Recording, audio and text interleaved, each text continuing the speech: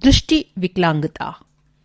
राष्ट्रीय दृष्टि दिव्यांगजन सशक्तिकरण संस्थान 116 राजपुर रोड देहरादून के राष्ट्रीय ध्वन्यांकन विभाग में दृष्टि दिव्यांगजन हेतु ध्वन्यांकित पुस्तक का नाम दृष्टि विकलांगता अध्यापकों हेतु एक संसाधन पुस्तक, एक्सेशन नंबर 1628। संकलन एवं संपादन अनुराधा मोहित डालमिया, निदेशक राष्ट्रीय दृष्टिबाधितार्थ संस्थान देहरादून। A.K. मित्तल, अध्यक्ष AICB नई दिल्ली। निर्माण एवं प्रकाशन राष्ट्रीय दृष्टिबाधितार्थ संस्थान देहरादून, विकलांगजन सशक्तिकरण विभाग, सामाजिक न्याय एवं अधिकारिता मंत्रालय, भारत सरकार। आवरण एवं मुद्रित लार्ज प्रिंट यूनिट राष्ट्रीय दृष्टिबाधितार्थ संस्थान देहरादून 116 राजपुर मार्ग देहरादून 248001। वाचक का नाम हेमा कैलासिया। नोटिस। ये पुस्तक राष्ट्रीय दृष्टि दिव्यांगजन सशक्तिकरण संस्थान देहरादून द्वारा मुद्रित सामग्री को पढ़ने में अक्षम व्यक्तियों के लिए डेजी डिजिटल ध्वन्यांकित पुस्तक मात्र डेजी टेक्स्ट और ब्रेल प्रारूप में तैयार की गई है। ये पुस्तक भारतीय कॉपीराइट अधिनियम 1957 के 2012 में हुए संशोधन के अंतर्गत अनुभाग 52 धारा 1 उपखंड ZB के प्रावधानों के तहत विशेष रूप से मुद्रित सामग्री पढ़ने में अक्षम व्यक्तियों को वितरित करने हेतु निर्मित की गई है। केवल मुद्रित सामग्री पढ़ने में अक्षम व्यक्ति ही इस डेजी डिजिटल ध्वन्यांकित पुस्तक मात्र डेजी टेक्स्ट और ब्रेल पुस्तक का प्रयोग करने के लिए अधिकृत है। इस पुस्तक की भविष्य में कोई भी प्रतिकृति मुद्रित सामग्री पढ़ने में सक्षम व्यक्तियों को वितरण अथवा व्यावसायिक प्रयोग पूर्णतः निषिद्ध है तथा ऐसा करना कानूनी कार्रवाई के अंतर्गत आएगा। रोमन में पृष्ठ संख्या 3 आमुख। मुझे ये जानकर अति प्रसन्नता हो रही है कि राष्ट्रीय दृष्टिबाधितार्थ संस्थान ने दृष्टि विकलांगता पर संसाधन पुस्तिका शीर्षक से इस उपयोगी पुस्तिका का प्रकाशन किया है। ये पुस्तक विविध बिंदुओं व विषयों पर सूचना को एक रूप में प्रस्तुत करती है, जिसका सीधा संबंध दृष्टिबाधित बच्चों व वयस्कों से है। भारत सरकार के विकलांगजन सशक्तिकरण विभाग के माध्यम से जिन विकलांगजनों की हम सेवा करना चाहते हैं, उनके वास्तविक सशक्तिकरण हेतु विगत कुछ माह में अनेक नई योजनाएं आरंभ की हैं और पूर्व से चल रही योजनाओं को सुदृढ़ किया है।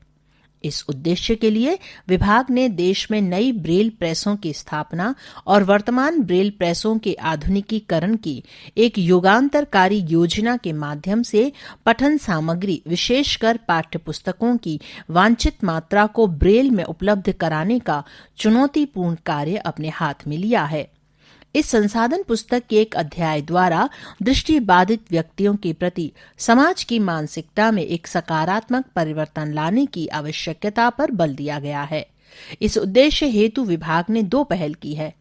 विकलांग व्यक्तियों हेतु जागरूकता उत्पन्न करने और प्रचार हेतु एक योजना तथा राज्य सरकारी कार्मिकों, स्थानीय निकायों एवं सेवा प्रदायकों हेतु सेवाकालीन प्रशिक्षण व पुनश्चर्या योजना का शुभारंभ। संशोधित एडिप योजना के अंतर्गत सहस्त्रों विकलांग व्यक्ति, जिनमें अनेकों दृष्टिबाधित व्यक्ति भी शामिल हैं, अनेक प्रकार के सहायक उपकरण निःशुल्क प्राप्त करने में समर्थ हुए हैं। मुझे आशा है कि ये संसाधन पुस्तक समस्त जनमानस में दृष्टि बाधा के प्रति आवश्यक जागरूकता एवं संवेदना उत्पन्न करने के हमारे प्रयासों को सुदृढ़ करने में योगदान देगी। मैं विभाग और राष्ट्रीय दृष्टिबाधितार संस्थान के अधिकारियों की इस स्वागत योग्य पहल की हार्दिक सराहना करता हूँ। मुझे आशा और विश्वास है कि इस प्रकाशन व ऐसे ही प्रयासों से हम अपने विकलांग भाई बहनों के प्रति वांछित, हितकर एवं समावेशी वातावरण बनाने में समर्थ होंगे। इस कार्य हेतु हम सब प्रतिबद्ध हैं। थावरचंद गहलोत, सामाजिक न्याय और अधिकारिता मंत्री, भारत सरकार, कार्यालय 202 सी विंग, शास्त्री भवन, नई दिल्ली 110115। रोमन में पृष्ठ संख्या 4 खाली है। रोमन में पृष्ठ संख्या 5 आमुख। मुझे ये जानकर हर्ष है कि राष्ट्रीय दृष्टिबाधिता संस्थान NIVH दृष्टि विकलांगता पर संसाधन पुस्तिका का प्रकाशन कर रहा है।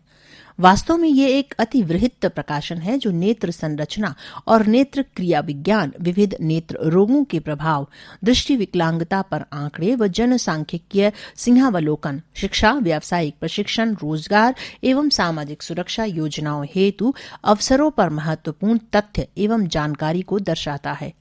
ये पुस्तक नव दृष्टिहीन व्यक्तियों, प्रौढ़ दृष्टिहीन व्यक्तियों और दृष्टिहीन बहुविकलांग व्यक्तियों हेतु सेवाओं के संबंध में उपयोगी जानकारी भी प्रस्तुत करती है।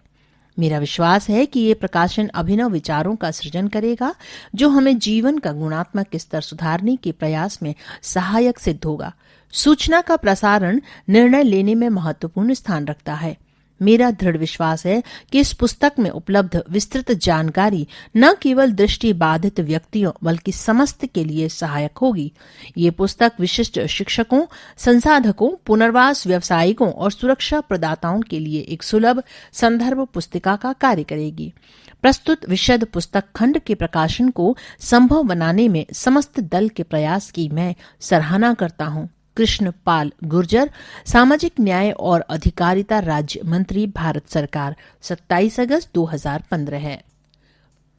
रोमन में पृष्ठ संख्या 6 खाली है। रोमन में पृष्ठ संख्या 7 भूमिका।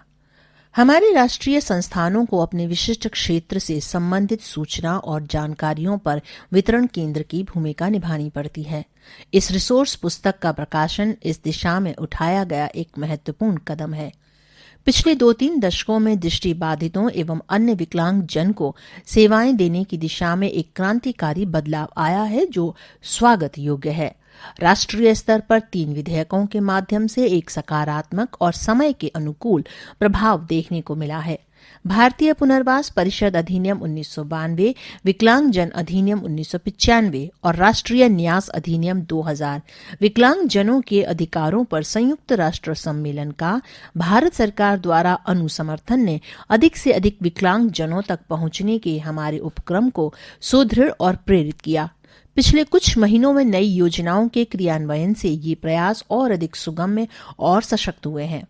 अंतर्राष्ट्रीय स्तर पर भी हम persons with disabilities in the Asian and Pacific region 2013-22 के संदर्भ में तीसरे दशक में हैं। पहले 2 दशक 1992 बीजिंग प्रोक्लामेशन, बीजिंग घोषणा 1992 और विवाको मिलेनियम फ्रेमवर्क फॉर एक्शन 2002। विवाको सहस्त्राब्दी अभियान की रूपरेखा 2002 से प्रारंभ हुई थी। इसके अतिरिक्त इनकोहेरेंट स्ट्रैटेजी, इंचिओन रणनीति, फिर मिनिस्ट्रियल डिक्लेरेशन मंत्रीय घोषणा की गई 2012 में। सितंबर 2013 में संयुक्त राष्ट्र संघ की महासभा ने outcome document for persons with disabilities for post 2015 विकलांगजन हेतु उत्तर 2015 के घोषणा पत्र एवं संयुक्त एजेंडे को स्वीकार किया। हमारी सरकार ने हस्ताक्षर कर इन सभी क्षेत्रीय और अंतर्राष्ट्रीय संधियों को स्वीकार किया है। इसके साथ साथ Marrakesh copyright treaty for the visually impaired and other print disabled persons, दृष्टिबाधित एवं प्रिंट अक्षम हेतु मार्केश कॉपीराइट संधि की भी हमारी सरकार हस्ताक्षरी रही है। ये अत्यंत संतुष्टि का विषय है कि नवीन सतत विकासात्मक उद्देश्य न्यू सस्टेनेबल डेवलपमेंट गोल्स, जो कि वर्तमान में अंतर्राष्ट्रीय विकास के एजेंडे के तहत उत्तर 2015 की अवधि के लिए विचारार्थ रखे गए हैं, उनमें दृष्टि बाधितों का भी विभिन्न उद्देश्यों में उल्लेख है। इनका उल्लेख दुर्भाग्य से सहस्त्राब्दी विकास के उद्देश्यों में नहीं था। पिछले कुछ वर्षों में विकलांगता के क्षेत्र में महत्वपूर्ण विकास हुए हैं। गत समय में ये विकास न केवल सशक्त हुए हैं बल्कि इनमें विविधता भी आई है। ये रिसोर्स बुक सरकार और स्वयंसेवी संस्थाओं के सेक्टरों में दृष्टि बाधितों के कल्याण हेतु की गई इन अभिनव पहलों पर केंद्रित है। मैं राष्ट्रीय दृष्टिबाधितार संस्थान द्वारा किए गए प्रयासों, विशेषकर संस्थान की निदेशक सुश्री अनुराधा डालमिया की सराहना करता हूं कि उन्होंने अपने संपूर्ण कौशल एवं प्रतिबद्धता से इस कार्य को पूर्ण किया है। मैं उन लेखकों के अनुभवी और मूल्यवान योगदान की भी प्रशंसा करता हूं, जिन्होंने अपनी विशेषज्ञता और अनुभव द्वारा इस पुस्तक को समृद्ध किया है। मेरी सराहना प्रोफेसर A.K. मित्तल के लिए भी, जिन्होंने अपनी मूल्यवान सहायता से इस पुस्तक का संपादन किया है। मैं आशा करता हूं कि ये रिसोर्स बुक एक मील का पत्थर बनेगी और भविष्य में राष्ट्रीय दृष्टिबाधितार्थ संस्थान ऐसे ही प्रकाशन करता रहेगा। लव शर्मा, सचिव, भारत सरकार, सामाजिक न्याय और अधिकारिता मंत्रालय, विकलांगजन सशक्तिकरण विभाग, 5वां तल, पर्यावरण भवन, CGO कॉम्प्लेक्स, लोधी रोड, नई दिल्ली 110003। रोमन में पृष्ठ संख्या 8 खाली है। रोमन में पृष्ठ संख्या 9 प्रस्तावना। दृष्टि दिव्यांग या अन्य प्रकार के दिव्यांगजनों के लिए पठन सामग्री का प्रकाशन होना एक अत्यंत महत्वपूर्ण विषय है। इसका कारण है, वैसे भी इन वर्गों के लिए ज्यादा प्रकाशन नहीं होते। हालांकि इनके लिए या इनसे जुड़े विषयों से संबंधित अधिक से अधिक सामग्री उपलब्ध कराई जाए, इस आवश्यकता पर समय समय पर काफी जोर दिया जाता है और दोहराया जाता है। इस तथ्य को दृष्टिगत रखते हुए और इसके ही परिप्रेक्ष्य में 12 सितंबर 2013 को दिव्यांगजन सशक्तिकरण विभाग नई दिल्ली की एक बैठक में इस विचार पर मंथन किया गया। इसी मीटिंग में तत्कालीन विभागीय सचिव एवं अध्यक्ष जनरल काउंसिल NIVH ने इस पुस्तक के डिजाइन एवं विषय वस्तु को मंजूरी दे दी। उन्होंने निदेशक NIVH को इस दिशा में कार्य करने और पुस्तक प्रकाशित करने के लिए प्राधिकृत किया। संस्थान के निदेशक ने तत्पश्चात संबंधित लेखकों को चिन्हित किया और उनको चयनित शीर्षकों पर लिखने का अनुरोध किया। उनके शीर्षक से संबंधित एक संक्षिप्त रूपरेखा उन्हें पहले ही उपलब्ध करा दी गई थी। सामूहिक परिश्रम का परिणाम इस पुस्तक के रूप में अब हमारे सामने है। ये रिसोर्स बुक अभिभावकों, विद्यार्थियों, अध्यापकों, दृष्टि दिव्यांग क्षेत्र में कार्यरत विशेषज्ञों एवं सेवाएं प्रदत्त करने वालों के लिए सहज, सुलभ और सुगम्य पुस्तक है। इस पुस्तक का उद्देश्य हम सभी को दृष्टि दिव्यांग से संबंधित विभिन्न आयामों पर बेसिक और आवश्यक जानकारी प्रदान करना है। पुस्तक में 13 अध्याय हैं। पाठकों की सुविधा और रुचि को दृष्टिगत रखते हुए पुस्तक को 4 भागों में विभाजित किया गया है। अध्याय 1 से 5 शारीरिक संरचना, दृष्टि तंत्र का क्रिया विज्ञान एवं देखने की प्रक्रिया के बारे में जानकारी प्रदान करता है। देश में प्रमुख नेत्र रोग एवं नेत्र जनित समस्याएं, दृष्टि बाधित बच्चों का चिन्हीकरण एवं उनका मूल्यांकन, परिभाषा एवं शब्दावली, उनकी संख्या एवं जन सांख्यिकीय विशेषताओं के साथ साथ उनके व्यवहार के कारकों एवं दृष्टि बाधिता जनित विभिन्न शारीरिक क्रियाओं के बारे में भी जानकारियां प्रदान करती है।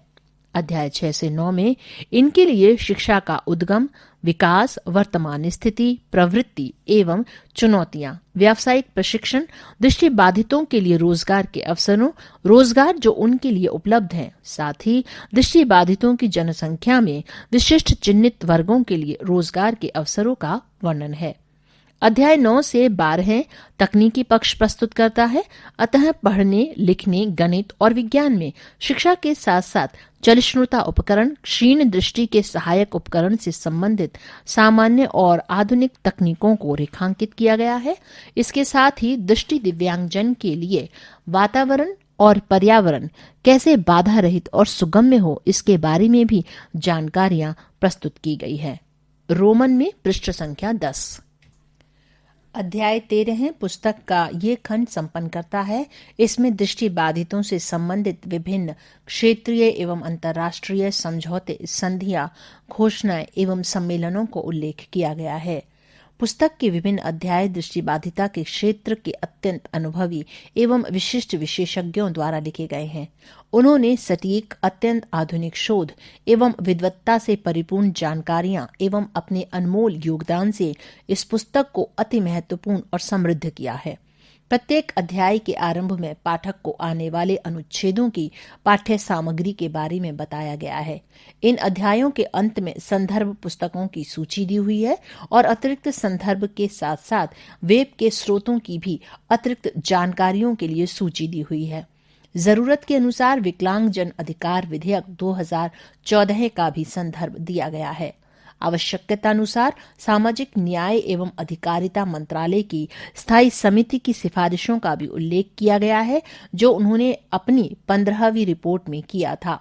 हमें आशा है कि ये प्रकाशन पाठकों के लिए एक महत्वपूर्ण स्रोत होगा और उन्हें दृष्टिबाधितों की जरूरतों, रुचियों एवं अधिकारों को संवेदनशीलता, सहानुभूति और प्रोत्साहन की भावनाओं के साथ समझने के लिए प्रेरित करेगा।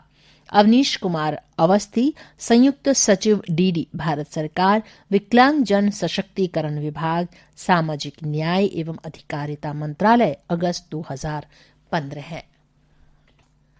रोमन में पृष्ठ संख्या 11 है। आभार। दृष्टिबाधिता पर एक रिसोर्स बुक का प्रकाशन निश्चित रूप से एक सहयोगी प्रयास है। आरंभ में ही ये बताना आवश्यक होगा कि इस खंड का प्रकाशन दिव्यांग जन सशक्तिकरण विभाग, सामाजिक न्याय एवं अधिकारिता मंत्रालय, भारत सरकार के सहयोग एवं प्रेरणा के बिना संभव नहीं था। माननीय मंत्री सामाजिक न्याय एवं अधिकारिता मंत्रालय की कुशाग्र प्रस्तावना पर मैं उनका हृदय से आभार प्रकट करती हूँ। दिव्यांग जन सशक्तिकरण विभाग की भूतपूर्व सचिव श्रीमती स्तुति कक्कड़, वर्तमान सचिव लव शर्मा और संयुक्त सचिव अवनीश कुमार अवस्थी द्वारा दिया गया प्रोत्साहन एवं अमूल्य सहायता के लिए भी मैं कृतज्ञता व्यक्त करती हूँ। श्री वर्मा ने इस पुस्तक का परिचय और श्री अवस्थी ने प्रस्तावना लिखी है, जो अत्यंत प्रेरणादायक है। दृष्टिबाधिता के क्षेत्र में कार्य करने वाले विशेषज्ञों के बहुमूल्य योगदान से ही ये पुस्तक अपने परिणाम तक पहुंची है। ये पुस्तक ज्ञान और अंतर्दृष्टि का एक वृहद कोश है, जो दृष्टिबाधिता के विभिन्न आयामों, उनको दी जाने वाली सेवाओं आदि की महत्वपूर्ण जानकारी देगी। मैं इन सभी का आभार व्यक्त करती हूँ। इनका क्रमवार परिचय निम्न है। 1. डॉक्टर गीतिका माथुर, चिकित्सा अधिकारी, राष्ट्रीय दृष्टिबाधिता संस्थान, देहरादून। 2. प्रोफेसर सुजाता भान, प्रोफेसर विशिष्ट शिक्षा विभाग, women's university, Mumbai.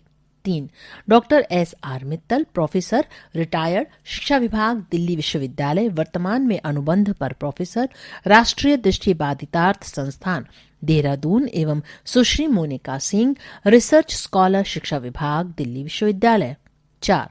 Doctor Swati Sanyal, course director, Durgabai Deshmukh college of special education, visual impairment, blind relief association, Delhi. 5.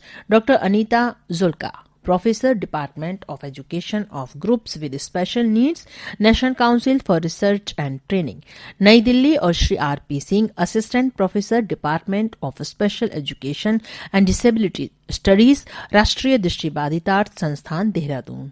6.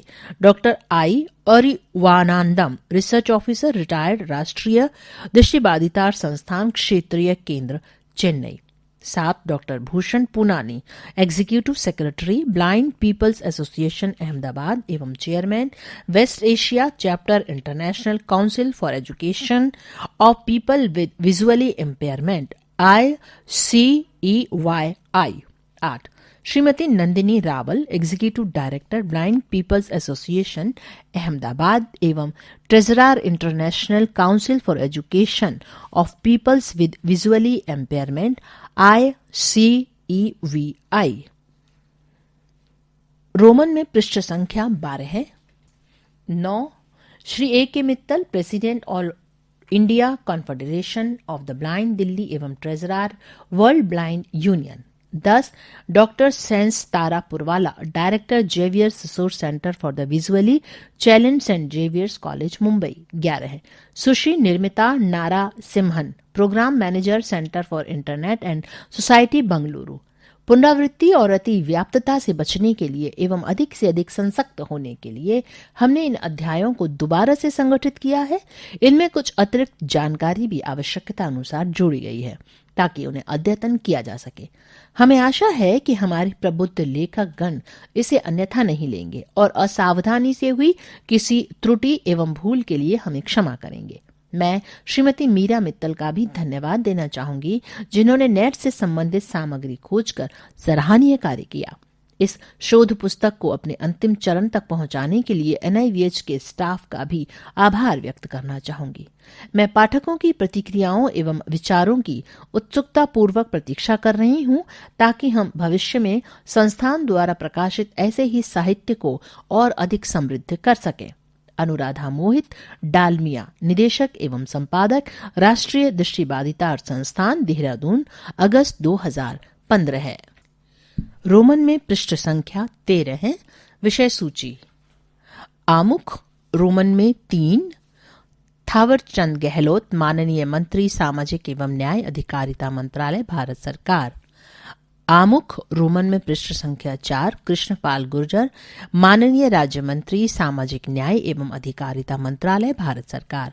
भूमिका लव वर्मा, रोमन में पृष्ठ संख्या 7। सचिव, भारत सरकार, विकलांगजन सशक्तिकरण विभाग, सामाजिक न्याय एवं अधिकारिता मंत्रालय। प्रस्तावना रोमन में पृष्ठ संख्या 9। अवनीश कुमार अवस्थी, संयुक्त सचिव, DD, भारत सरकार, विकलांगजन सशक्तिकरण विभाग, सामाजिक न्याय एवं अधिकारिता मंत्रालय। आभार रोमन में पृष्ठ संख्या 11 है। अनुराधा मोहित डालमिया, निदेशक एवं संपादक, राष्ट्रीय दृष्टिबाधिता संस्थान, देहरादून। 1. मानव नेत्र संरचना, कार्य और आम नेत्र रोग, 1 से 26 पृष्ठ संख्या। डॉक्टर गीतिका माथुर, चिकित्सा अधिकारी, राष्ट्रीय दृष्टिबाधिता संस्थान, देहरादून। अनुवादक डॉक्टर गणेश जोशी। 1.1 नेत्र पृष्ठ संख्या 1। 1.2 आकार पृष्ठ संख्या 1। 1.3 नेत्र पटल पृष्ठ संख्या 2। 1.4 नेत्र श्लेष्म कला पृष्ठ संख्या 2। 1.5 श्वेत पटल पृष्ठ संख्या 3। 1.6 यूवियल ट्रैक्ट पृष्ठ संख्या 3। 1.7 परितारिका पृष्ठ संख्या 3। 1.8 पुतली पृष्ठ संख्या 4। 1.9 रोमक शरीर पृष्ठ संख्या 4। 1.10 रक्तक परत पृष्ठ संख्या 5। 1.11 है वीक्ष पृष्ठ संख्या 5। 1.12 है जलीय रस पृष्ठ संख्या 5। 1.13 है कांचाभ रस पृष्ठ संख्या 6। 1.14 है दृष्टि पटल पृष्ठ संख्या 6। 1.15 है नेत्र तंत्रिका पृष्ठ संख्या 8। रोमन में पृष्ठ संख्या 14 है। 1.16 है दृष्टि विकास के चरण पृष्ठ संख्या 8। 1.17 है आम नेत्र रोग और उनके कार्य संबंध पृष्ठ संख्या 10। 1.18 नेत्र श्लेष्म कला के रोग पृष्ठ संख्या 13 है। 1.19 शुष्काक्षिपाक पृष्ठ संख्या 14 है। 1.20 मोतियाबिंद पृष्ठ संख्या 16 है। 1.21 ग्लूकोमा यानी कांच बिंदु पृष्ठ संख्या 17 है। 1.22 वर्णांकित दृष्टि पटल शोथ पृष्ठ संख्या 20। 1.23 पीत बिंदु हेरास पृष्ठ संख्या 22। 1.24 अपवर्तक दोष पृष्ठ संख्या 23। 1.25 संदर्भ पृष्ठ संख्या 26। अध्याय 2 दृष्टि बाधा की पहचान तथा आकलन। प्रोफेसर सुजाता भान, अनुवादक सुदीप दुबे। 27 से 48 पृष्ठ तक। 2.1 पहचान तथा आकलन का महत्व 27। 2.2 दृष्टि बाधा के संकेतक पृष्ठ 28। 2.3 आकलन के प्रकार चिकित्सकीय एवं क्रियात्मक पृष्ठ 30। 2.4 दृष्टि तीक्ष्णता का आकलन पृष्ठ संख्या 31। 2.5 दृष्टि का क्रियात्मक आकलन पृष्ठ 34। 2.6 क्रियात्मक दृष्टि आकलन की संरचना पृष्ठ 35। 2.7 दृष्टि का क्रियात्मक कौशल व आकलन के उपकरण पृष्ठ 37। 2.8 मंद दृष्टि का आकलन पृष्ठ 41। 2.9 पोर्टफोलियो मूल्यांकन पृष्ठ 44। 2.10 संदर्भ पृष्ठ 48। 2.11 वेब स्रोत। अध्याय 3 दृष्टि निशक्तता से परिचय पृष्ठ 49 से पृष्ठ 70 तक। प्रोफेसर SR मित्तल और डॉक्टर मोनिका सिंह, अनुवादक प्रोफेसर सुशील कुमार गुप्ता। 3.1 परिभाषा पृष्ठ 49। 3.2 सारणी 1 ICD 10वें संस्करण 2010 पर आधारित दृष्टिहीनता तथा मंद दृष्टि का वर्गीकरण श्रेणी H54 पृष्ठ संख्या 49। 3.3 निःशक्तता प्रमाणीकरण पृष्ठ 52। 3.4 दृष्टि क्षति का आघटन तथा व्याप्ति पृष्ठ 53। 3.5 भारत की जनगणना पृष्ठ 54। 3.6 राष्ट्रीय नमूना सर्वेक्षण संगठन पृष्ठ 55। 3.7 जनगणना रिपोर्ट के अनुसार भारत में दृष्टि क्षति की व्याप्ति पृष्ठ 59। 3.8 संदर्भ सूची पृष्ठ 70। अध्याय 4 दृष्टि बाधा के प्रति दृष्टिकोण पृष्ठ 71 से 92। प्रोफेसर स्वाति सान्याल, अनुवादक सुनील शिरपुरकर। 4.1 दृष्टिकोण क्या है पृष्ठ 71। 4.2 दृष्टिकोण निर्माण पृष्ठ 72। 4.3 दृष्टिकोण क्यों महत्वपूर्ण है पृष्ठ संख्या 72। 4.4 दृष्टि बाधितों के प्रति मिथक एवं स्थिर प्रारूप या रूढ़ियां पृष्ठ 73। 4.5 सामुदायिक दृष्टिकोण पृष्ठ संख्या 75। 4.6 माता पिता एवं भाई बहनों का दृष्टिकोण पृष्ठ संख्या 79 या 79। 4.7 दृष्टि बाधितों का अपने स्वयं के प्रति दृष्टिकोण पृष्ठ संख्या 83। 4.8 शिक्षकों एवं सहपाठी समूहों का दृष्टिकोण पृष्ठ संख्या 86। 4.9 दृष्टिकोण सुधार या रूपांतरण पृष्ठ संख्या 87। 4.10 संदर्भ सूची पृष्ठ संख्या 90। अध्याय 5 दृष्टि बाधिता के मनोवैज्ञानिक प्रभाव पृष्ठ संख्या 93 से 106। प्रोफेसर अनीता जुल्का, अनुवादक डॉक्टर वीना शर्मा। 5.1 समायोजन की संकल्पना पृष्ठ संख्या 93। 5.2 दृष्टि बाधिता में समायोजन को प्रभावित करने वाले कारक पृष्ठ संख्या 95। 5.3 दृष्टि बाधिता कमियां एवं सीमाएं पृष्ठ संख्या 96। अध्याय 7 व्यावसायिक शिक्षा तथा प्रशिक्षण आई अरविंदम, अनुवादक सुदीप दुबे पृष्ठ संख्या 125 से 136। 7.1 व्यावसायिक शिक्षा अर्थ तथा प्रभाव पृष्ठ संख्या 125। 7.2 ऐतिहासिक परिदृश्य पृष्ठ संख्या 126। 7.3 व्यावसायिक शिक्षा या प्रशिक्षण सुविधाएं पृष्ठ संख्या 128। 7.4 पूर्व व्यावसायिक कुशलताएं पृष्ठ संख्या 133। 7.5 लगातार ध्यान देने योग्य क्षेत्र पृष्ठ संख्या 134। 7.6 उपसंहार पृष्ठ संख्या 135। अध्याय 8 दृष्टि बाधितों के लिए रोजगार भूषण यूनानी, अनुवादक सुदीप दुबे पृष्ठ संख्या 137 से 174। 8.1 विशेषता पृष्ठ 137। 8.2 कुछ महत्वपूर्ण पद पृष्ठ 138। 8.3 रोजगार के क्षेत्र पृष्ठ 139। 8.4.1 असंगठित क्षेत्र पृष्ठ 139। 8.5 स्थापन या नियोजन की आधुनिक तकनीकियां पृष्ठ 156। 8.6 व्यावसायिक मापन एवं कार्य की तैयारी पृष्ठ 156। 8.7 चुनी हुई स्थापन योजनाएं पृष्ठ 158। 8.8 कार्य क्लब पृष्ठ 159। 8.9 कार्यस्थानक पृष्ठ 159। 8.10 सामाजिक पुनर्बलन रणनीति पृष्ठ 161। 8.11 कार्य शिविर पृष्ठ 161।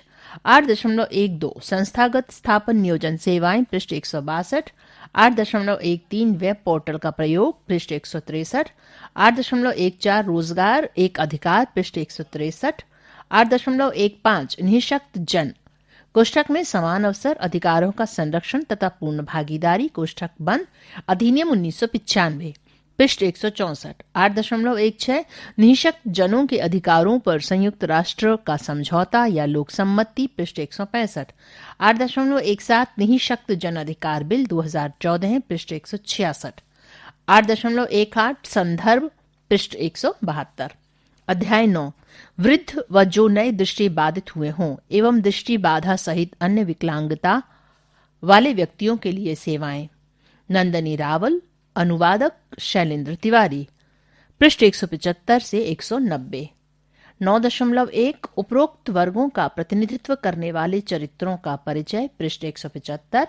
9.9 जो नए दृष्टिबाधित हुए हों या बाद में दृष्टिबाधित हुए हों, पृष्ठ 176।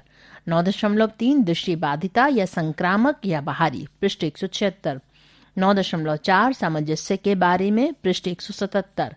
9.5 आत्मविचार या आत्मधारणा, पृष्ठ 178। 9.6 उपलब्ध सेवाएं, पृष्ठ 179। 9.7 प्रौढ़ दृष्टिबाधित, पृष्ठ 181।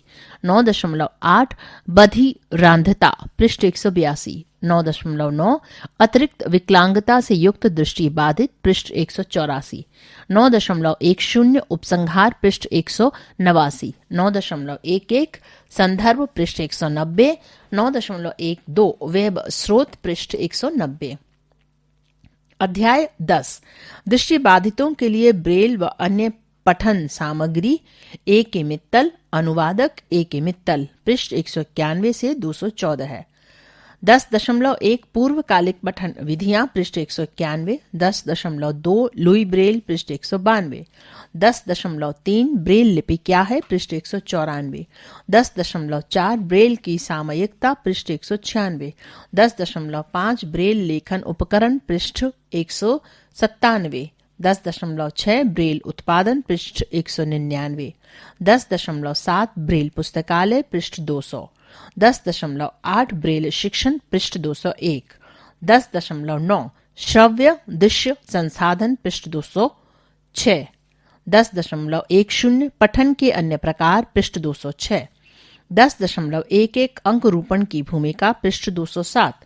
10.12 ध्वन्यांकित सामग्री का महत्व, पृष्ठ 209। 10.13 उपसंहार, पृष्ठ 212 है। 10.14 संदर्भ सूची, पृष्ठ 213 है। 5.4 दृष्टिहीनता की वृद्धि एवं विकास पर प्रभाव, पृष्ठ संख्या 99। 5.5 निष्कर्ष, पृष्ठ संख्या 103। 5.6 संदर्भ, पृष्ठ संख्या 105। अध्याय 6 दृष्टिबाधित व्यक्तियों हेतु शैक्षिक अवसर, पृष्ठ संख्या 107 से 124। प्रोफेसर अनीता जुल्का और आरपी सिंह, अनुवादक आरपी सिंह। 6.1 ऐतिहासिक विकास, पृष्ठ संख्या 107। 6.2 एकीकृत शिक्षा, पृष्ठ संख्या 108। 6.3 एकीकृत शिक्षा के कुछ प्रचलित योजना या प्रतिरूप, पृष्ठ संख्या 110। 6.4 समावेशी शिक्षा, पृष्ठ संख्या 110। 6.5 संवैधानिक एवं विधिक प्रावधान, पृष्ठ संख्या 112 है। 6.6 विकलांगों के अधिकारों से संबंधित संयुक्त राष्ट्र संधि पत्र UNCRPD, पृष्ठ संख्या 115 है। 6.7 कुछ महत्वपूर्ण सरकारी योजनाएं, पृष्ठ संख्या 118। 6.8 दृष्टिबाधित बच्चों हेतु मनो सामाजिक एवं शैक्षिक निहितार्थ, पृष्ठ संख्या 121।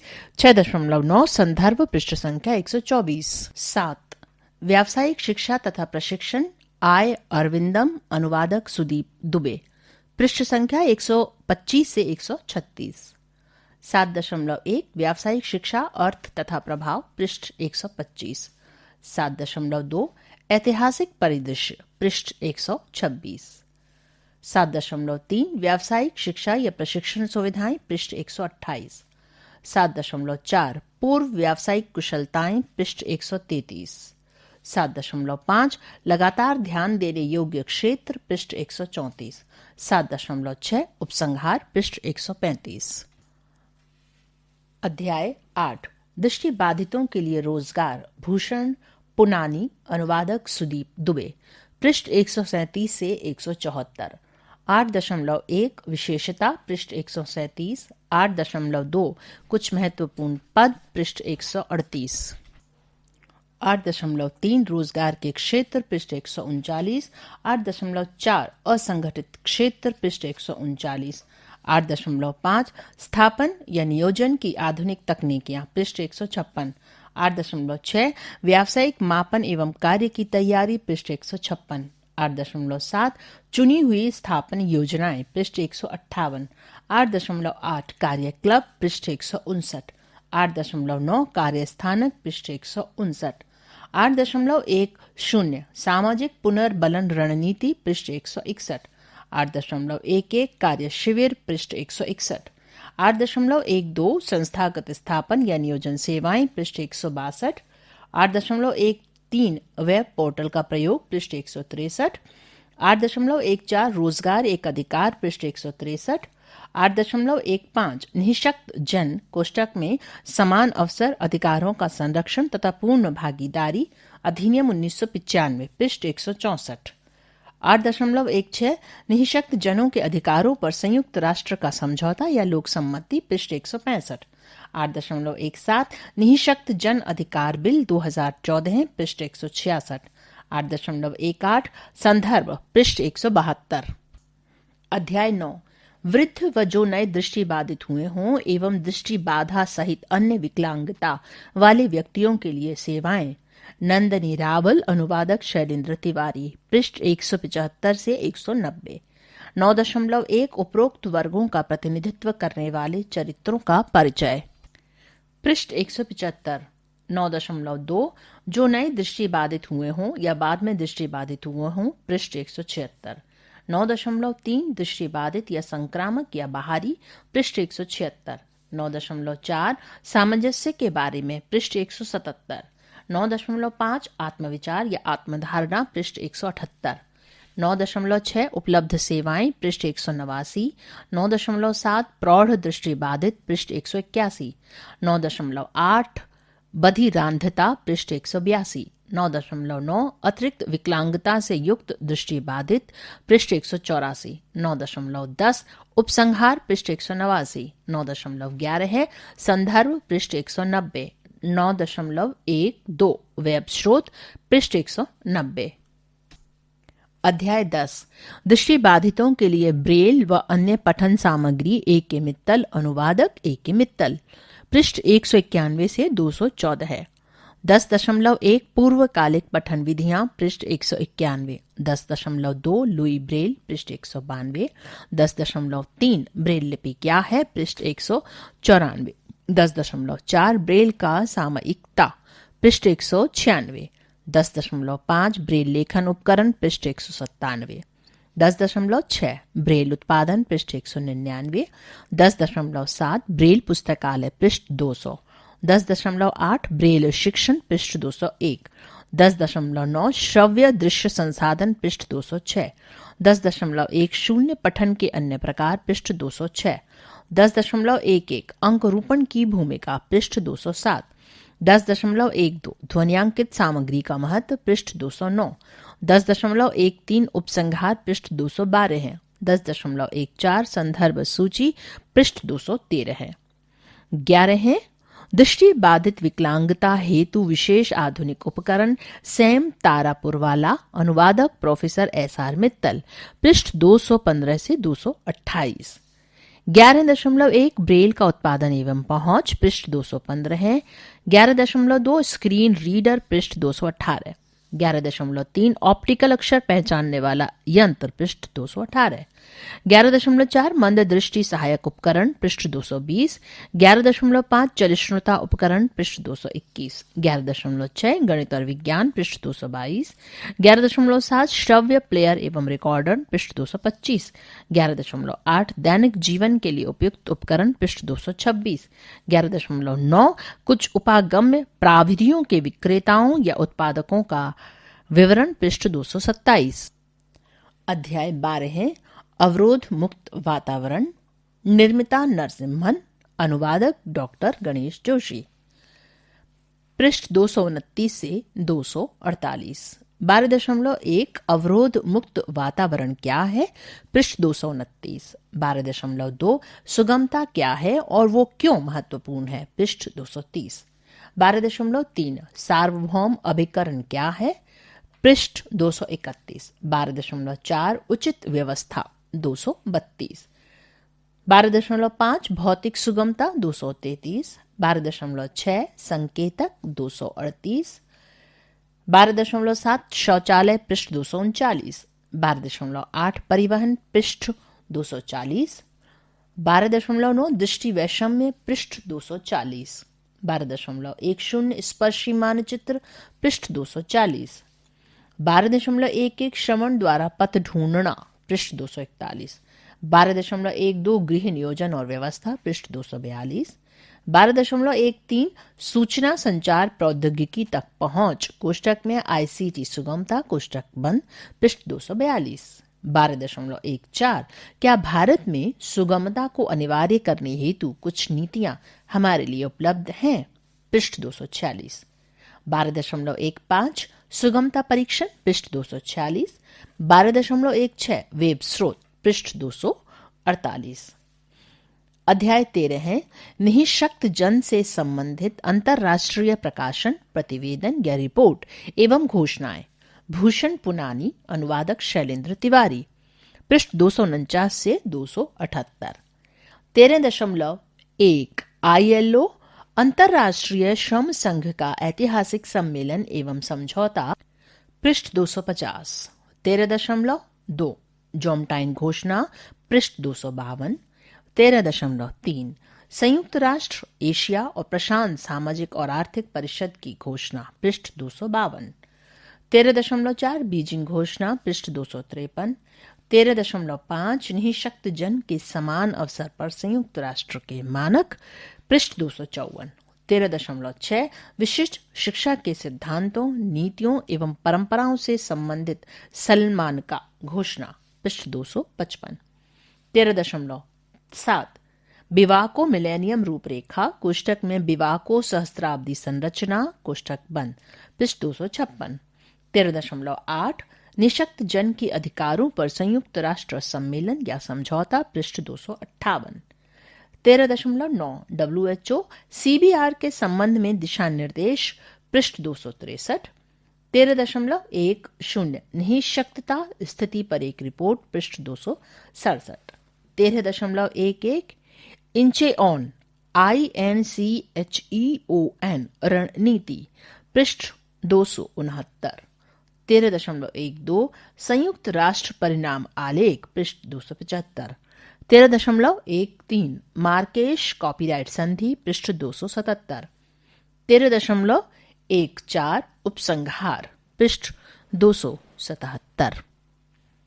रोमन में पृष्ठ 19 मैं सिर्फ एक ही हूं लेकिन फिर भी मैं हूं। मैं स्वयं सब कुछ नहीं कर सकती लेकिन मैं स्वयं कुछ तो कर सकती हूं। और सिर्फ इस कारण से कि मैं सब कुछ नहीं कर सकती, मैं उन कामों को करने से पीछे नहीं हटूंगी जिन्हें मैं कर सकती हूं। Helen Keller. रोमन में पृष्ठ संख्या 20 खाली है। पृष्ठ 1 अध्याय 1 मानव नेत्र संरचना, कार्य और आम नेत्र रोग। लेखिका डॉक्टर गीतिका माथुर। इस अध्याय में पाठक को दृष्टि तंत्र के क्रियाकलापों से परिचित कराया जा रहा है। सरल शब्दों में मानव नेत्र की रचना और क्रिया वर्णित करने के बाद इसमें नेत्र रोग तथा नेत्र विकार के लक्षण और रोकथाम के उपाय की आधारभूत जानकारी दी गई है। आशा है कि यहाँ प्रस्तुत जानकारी से पाठक को नेत्र की स्थिति तथा समस्याओं को शीघ्र पहचानने में सहायता होगी। पृष्ठ संख्या 1.1 नेत्र। मानव नेत्र एक इंद्रिय है जो हमें देखने में सक्षम बनाता है और आसपास के विश्व को देखने व सीखने में सहायता करता है। हम अपने नेत्र को लगभग सभी गतिविधियों में उपयोग करते हैं, जैसे पढ़ना, काम करना, टीवी देखना, पत्र लिखना, कार चलाना, खाना पकाना और अन्य कई कार्य। वस्तुओं से निकलने या प्रतिबिंबित होने वाली रोशनी पर प्रक्रिया कर वो हमें विश्व में स्थित वस्तुओं के आकार, रंग, आयाम को देखने और व्याख्या करने में भी सहायता करता है। नेत्र तेज और मध्यम रोशनी को भी पहचान सकता है। ये नाजुक अंग नेत्र गुहा नामक एक अस्थि पिंजर से घिरा होता है, जो अस्थि से बना हुआ और नेत्र गोलक को चहुं ओर से घेरे रखता है। नेत्र गुहा पिरामिड के आकार में होती है, जिसकी चोटी पीछे और तला सामने की ओर होता है। 1.2 आकार। वयस्कों के मानव नेत्र के आयाम में केवल 1 से 2 किलोमीटर का अंतर होता है। ठेठ वयस्क नेत्र का आगे से पीछे तक का व्यास 24 मिलीमीटर, आयतन 6 घन सेंटीमीटर और वजन 7.5 ग्राम होता है। नेत्र गोलक पहले 3 वर्ष की आयु के दौरान तेजी से बढ़कर 22.5 से 23 मिलीमीटर का हो जाता है। 13 वर्ष की आयु तक नेत्र पूर्ण आकार ले लेता है। मानव नेत्र की परतें होती हैं, ये प्याज के छिलकों के समान एक के नीचे एक होती है। पृष्ठ संख्या 2 1.3 नेत्र पटल। नेत्र पटल की सबसे बाहरी परत है। ये गोल तथा पारदर्शी होने के साथ ही बाहर की ओर गोलाकार अर्थात रचना में उत्तल होता है। ये साफ खिड़की के समान होता है। इसमें कोई रक्त वाहिकाएं नहीं होती हैं, इसलिए ये साफ और चमकदार होता है। अनेक तंत्रिका छोर होने के कारण ये बहुत संवेदनशील होता है। ये 11 मिलीमीटर परिधि तथा 0.5 मिलीमीटर मोटा होता है। ये नेत्र पटल के प्रत्यारोपण के लिए उपयोग में लाया जाता है। पूरा नेत्र प्रत्यारोपित नहीं किया जाता। ये अपवर्तन की शक्तिशाली सतह है और नेत्र की केंद्रीकरण शक्ति का 2/3 यही प्रदान करता है। और नेत्र पटल को घेरे हुए एक और परत होती है जिसे नेत्र श्लेष्म कला कहते हैं। 1.4 नेत्र श्लेष्म कला। ये पतली पारदर्शी परत है जो नेत्र के बाहरी सतह का आवरण करती है। जब हम नेत्र को देखते हैं तो ये परत नेत्र के सफेद भाग का आवरण करती है। ये नेत्र पटल के बाहरी सिरे से प्रारंभ होकर नेत्र के सफेद भाग का आवरण करती है तथा पलकों के अंदर के भाग को भी अस्तर प्रदान करती है। इसलिए इसके 2 भाग हैं। कंदीय जो नेत्र के सफेद भाग को परिवृत्त करता है, नेत्रच्छद जो पलकों के आंतरिक भाग को अस्तर देता है। पृष्ठ 3 यह बहुत छोटी रक्त वाहिकाओं से पोषित होती है। नेत्र श्लेष्म कला तेल और श्लेष्म का भी स्राव करती है जो नेत्र को नम और चिकना बनाए रखती है। और नेत्र श्लेष्म कला और नेत्र पटल नेत्र की सबसे बाहरी परतें हैं। नेत्र श्लेष्म कला नेत्र के सफेद दिखने वाले भाग को आवृत करती है जिसे श्वेत पटल कहते हैं। 1.5 श्वेत पटल। ये नेत्र का सफेद भाग है जो अपारदर्शी तंतुमय संरक्षक और नेत्र की बाहरी परत को बनाता है। ये तंतुवाहिकीय ऊतक से बना है। ये नेत्र को कठोरता देता है। श्वेत पटल के ठीक नीचे नेत्र की पोषक परत होती है जिसे यूवियल ट्रैक्ट या परत कहते हैं। 1.6 यूवियल ट्रैक्ट। यूवियल ट्रैक्ट वाहिकीय परत है जो नेत्र की मध्य परत है। ये आगे से पीछे तक 3 क्षेत्रों में बटा हुआ है। परितारिका, रोमक शरीर, रक्त। 1.7 परितारिका। ये नेत्र का रंगीन भाग है। परितारिका का रंग मेलानिन नामक रंग द्रव्य कोशिकाओं के कारण होता है, कोष्ठक में, जो बालों और त्वचा को भी रंगते हैं। ये नेत्र के अंदर प्रकाश के स्तर को कैमरा के छिद्र की तरह नियंत्रित करता है। परितारिका के केंद्र में स्थित छिद्र को पुतली कहते हैं। परितारिका में बहुत छोटी पेशियां जड़ी होती हैं जो पुतली के आकार को विस्तृत और संकुचित करती हैं।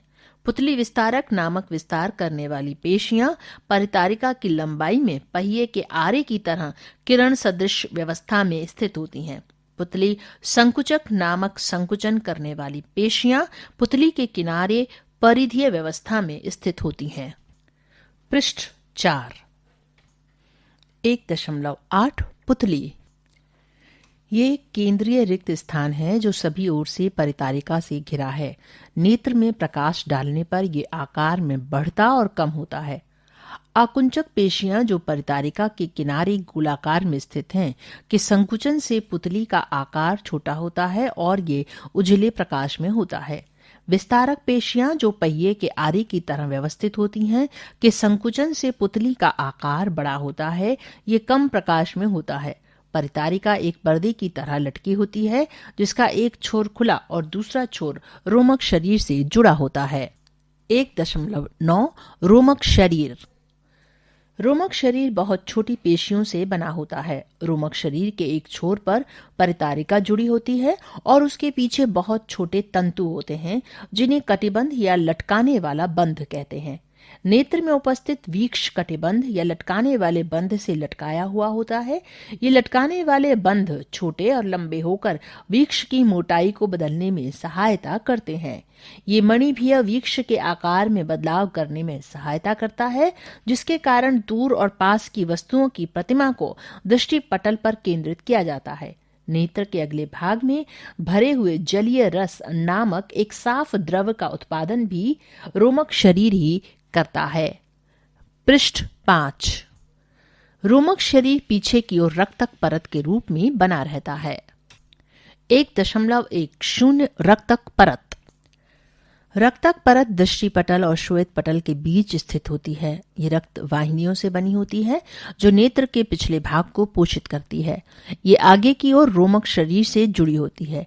ये प्रकाश को अवरुद्ध करती है, जिससे दृष्टि पटल पर बेहतर प्रतिमा बनने में सहायता होती है। 1.11 वीक्ष।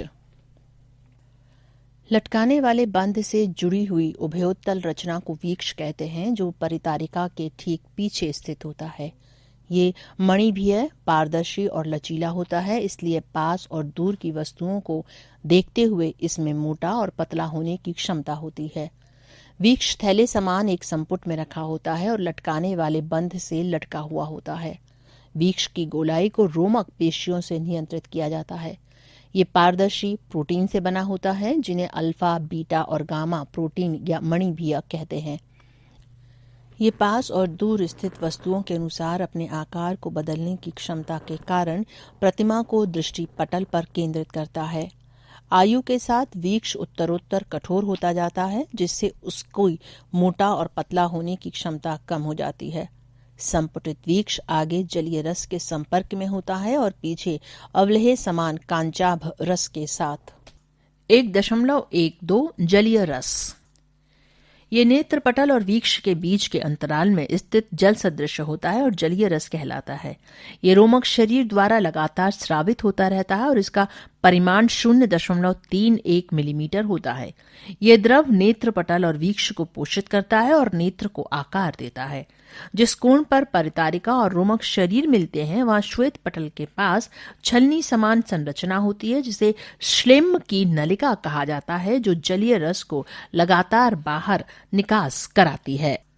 पृष्ठ 6। 1.13 कांचाभ रस। कांचाभ रस एक गाढ़ा अवलेह समान पारदर्शी रंगहीन द्रव है, जो नेत्र के मध्य को भरता है। यह मुख्य रूप से 99% जल से बना होता है और नेत्र के परिमाण का 2/3 बनाता है तथा उसे आकार और रूप देता है। कोष्ठक में 4 घन सेंटीमीटर इसका परिमाण है। कोष्ठक बंद। कांचाभ के लसदार गुण के कारण नेत्र पर दबाव पड़ने के बाद वो पुनः सामान्य रूप प्राप्त कर लेता है। कांचाभ के पीछे नेत्र की प्रकाश संवेदक परत होती है, जिसे दृष्टि पटल कहते हैं। 1.14 दृष्टि पटल। कई परतों का संवेदनशील ऊतक जो नेत्र के पिछले भाग में अस्तर प्रदान करता है और जिसमें प्रकाश ग्रही छड़ें और शंकु जो प्रकाश लेकर उसे विद्युत संवेगों में परिवर्तित करते हैं। नेत्र तंत्रिका से वहन होकर ये संवेग मस्तिष्क के पश्चक पाली भाग में प्रतिमा के रूप में गोचर होते हैं। दृष्टि पटल के प्रकाश ग्राही हैं। छड़ें लगभग 12.5 करोड़ हैं। ये दृष्टि पटल के परिधीय भाग में फैले हुए और प्रकाश के लिए अतिशय संवेदनशील होते हैं। वे हमें कम रोशनी में देखने में सक्षम करते हैं। रात्रि दृष्टि शंकु लगभग 60 से 70 लाख हैं। वे उजले प्रकाश में उत्तम कार्य करते हैं। प्रकाश दृष्टि और हमें रंग आंकने में सक्षम करते हैं। शंकु 3 प्रकार के होते हैं जो विभिन्न रंगों का संवेदन करते हैं, लाल, नीला और हरा। पृष्ठ 7। शंकु दृष्टि पटल के केंद्रीय भाग में फैले होते हैं, जिसे पीत बिंदु कहते हैं। पीत बिंदु ये दृष्टि पटल के केंद्र में एक अंडाकार क्षेत्र है। इसका व्यास लगभग 5.5 मिलीमीटर होता है। पीत बिंदु विस्तार से देखने में सहायता करता है और पढ़ना, सुई में धागा डालना इत्यादि कार्य करने में सक्षम करता है। इसके केंद्र में एक छोटा गड्ढा होता है, जिसे गर्तिका कहते हैं, जहां पर शंकुओं का सर्वाधिक जमावड़ा होता है। पृष्ठ 8। गर्तिका में दृष्टि की तीव्रता सर्वाधिक होती है। जब छड़ों और शंकुओं पर प्रकाश पड़ता है तो वे उद्दीप्त होते हैं और वो उद्दीपन तंत्रिका तंतुओं द्वारा आगे भेजे जाते हैं। ये तंतु सम्मिलित होने से नेत्र तंत्रिका बनती है। 1.15 नेत्र तंत्रिका। प्रत्येक नेत्र तंत्रिका में 10 लाख से अधिक तंत्रिका तंतु होते हैं। ये दृष्टि की जानकारी को दृष्टि पटल से मस्तिष्क के दृश्य केंद्र अर्थात पश्चकपाली भाग में भेजता है। नेत्र तंत्रिका लगभग 47 से 50 मिलीमीटर लंबी होती है और 4 भागों में विभक्त होती है। आंतरनेत्रीय 1 मिलीमीटर, आंतरनेत्र गुह्य 30 मिलीमीटर, आंतरनलिकीय 6 से 9 मिलीमीटर, आंतरकापालिक 10 मिलीमीटर। जहां नेत्र तंत्रिका नेत्र गोलक से निकलती है उसे अंध बिंदु कहते हैं। ऐसा क्षेत्र जहां दृष्टि पटल के अभाव से कोई दृष्टि नहीं होती। 1.16 दृष्टि विकास के चरण। जन्म पर नवजात शिशु केवल मोटे तौर पर संरचनाएं पहचान सकते हैं। उदाहरणार्थ, चेहरा देखने पर ये केवल ढांचा देख सकते हैं, पर विस्तार से होंठ, भौहें इत्यादि नहीं पहचान सकते।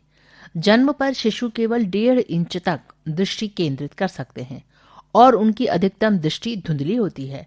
वे चेहरों की ओर देखकर दृष्टि केंद्रित करना सीखते हैं।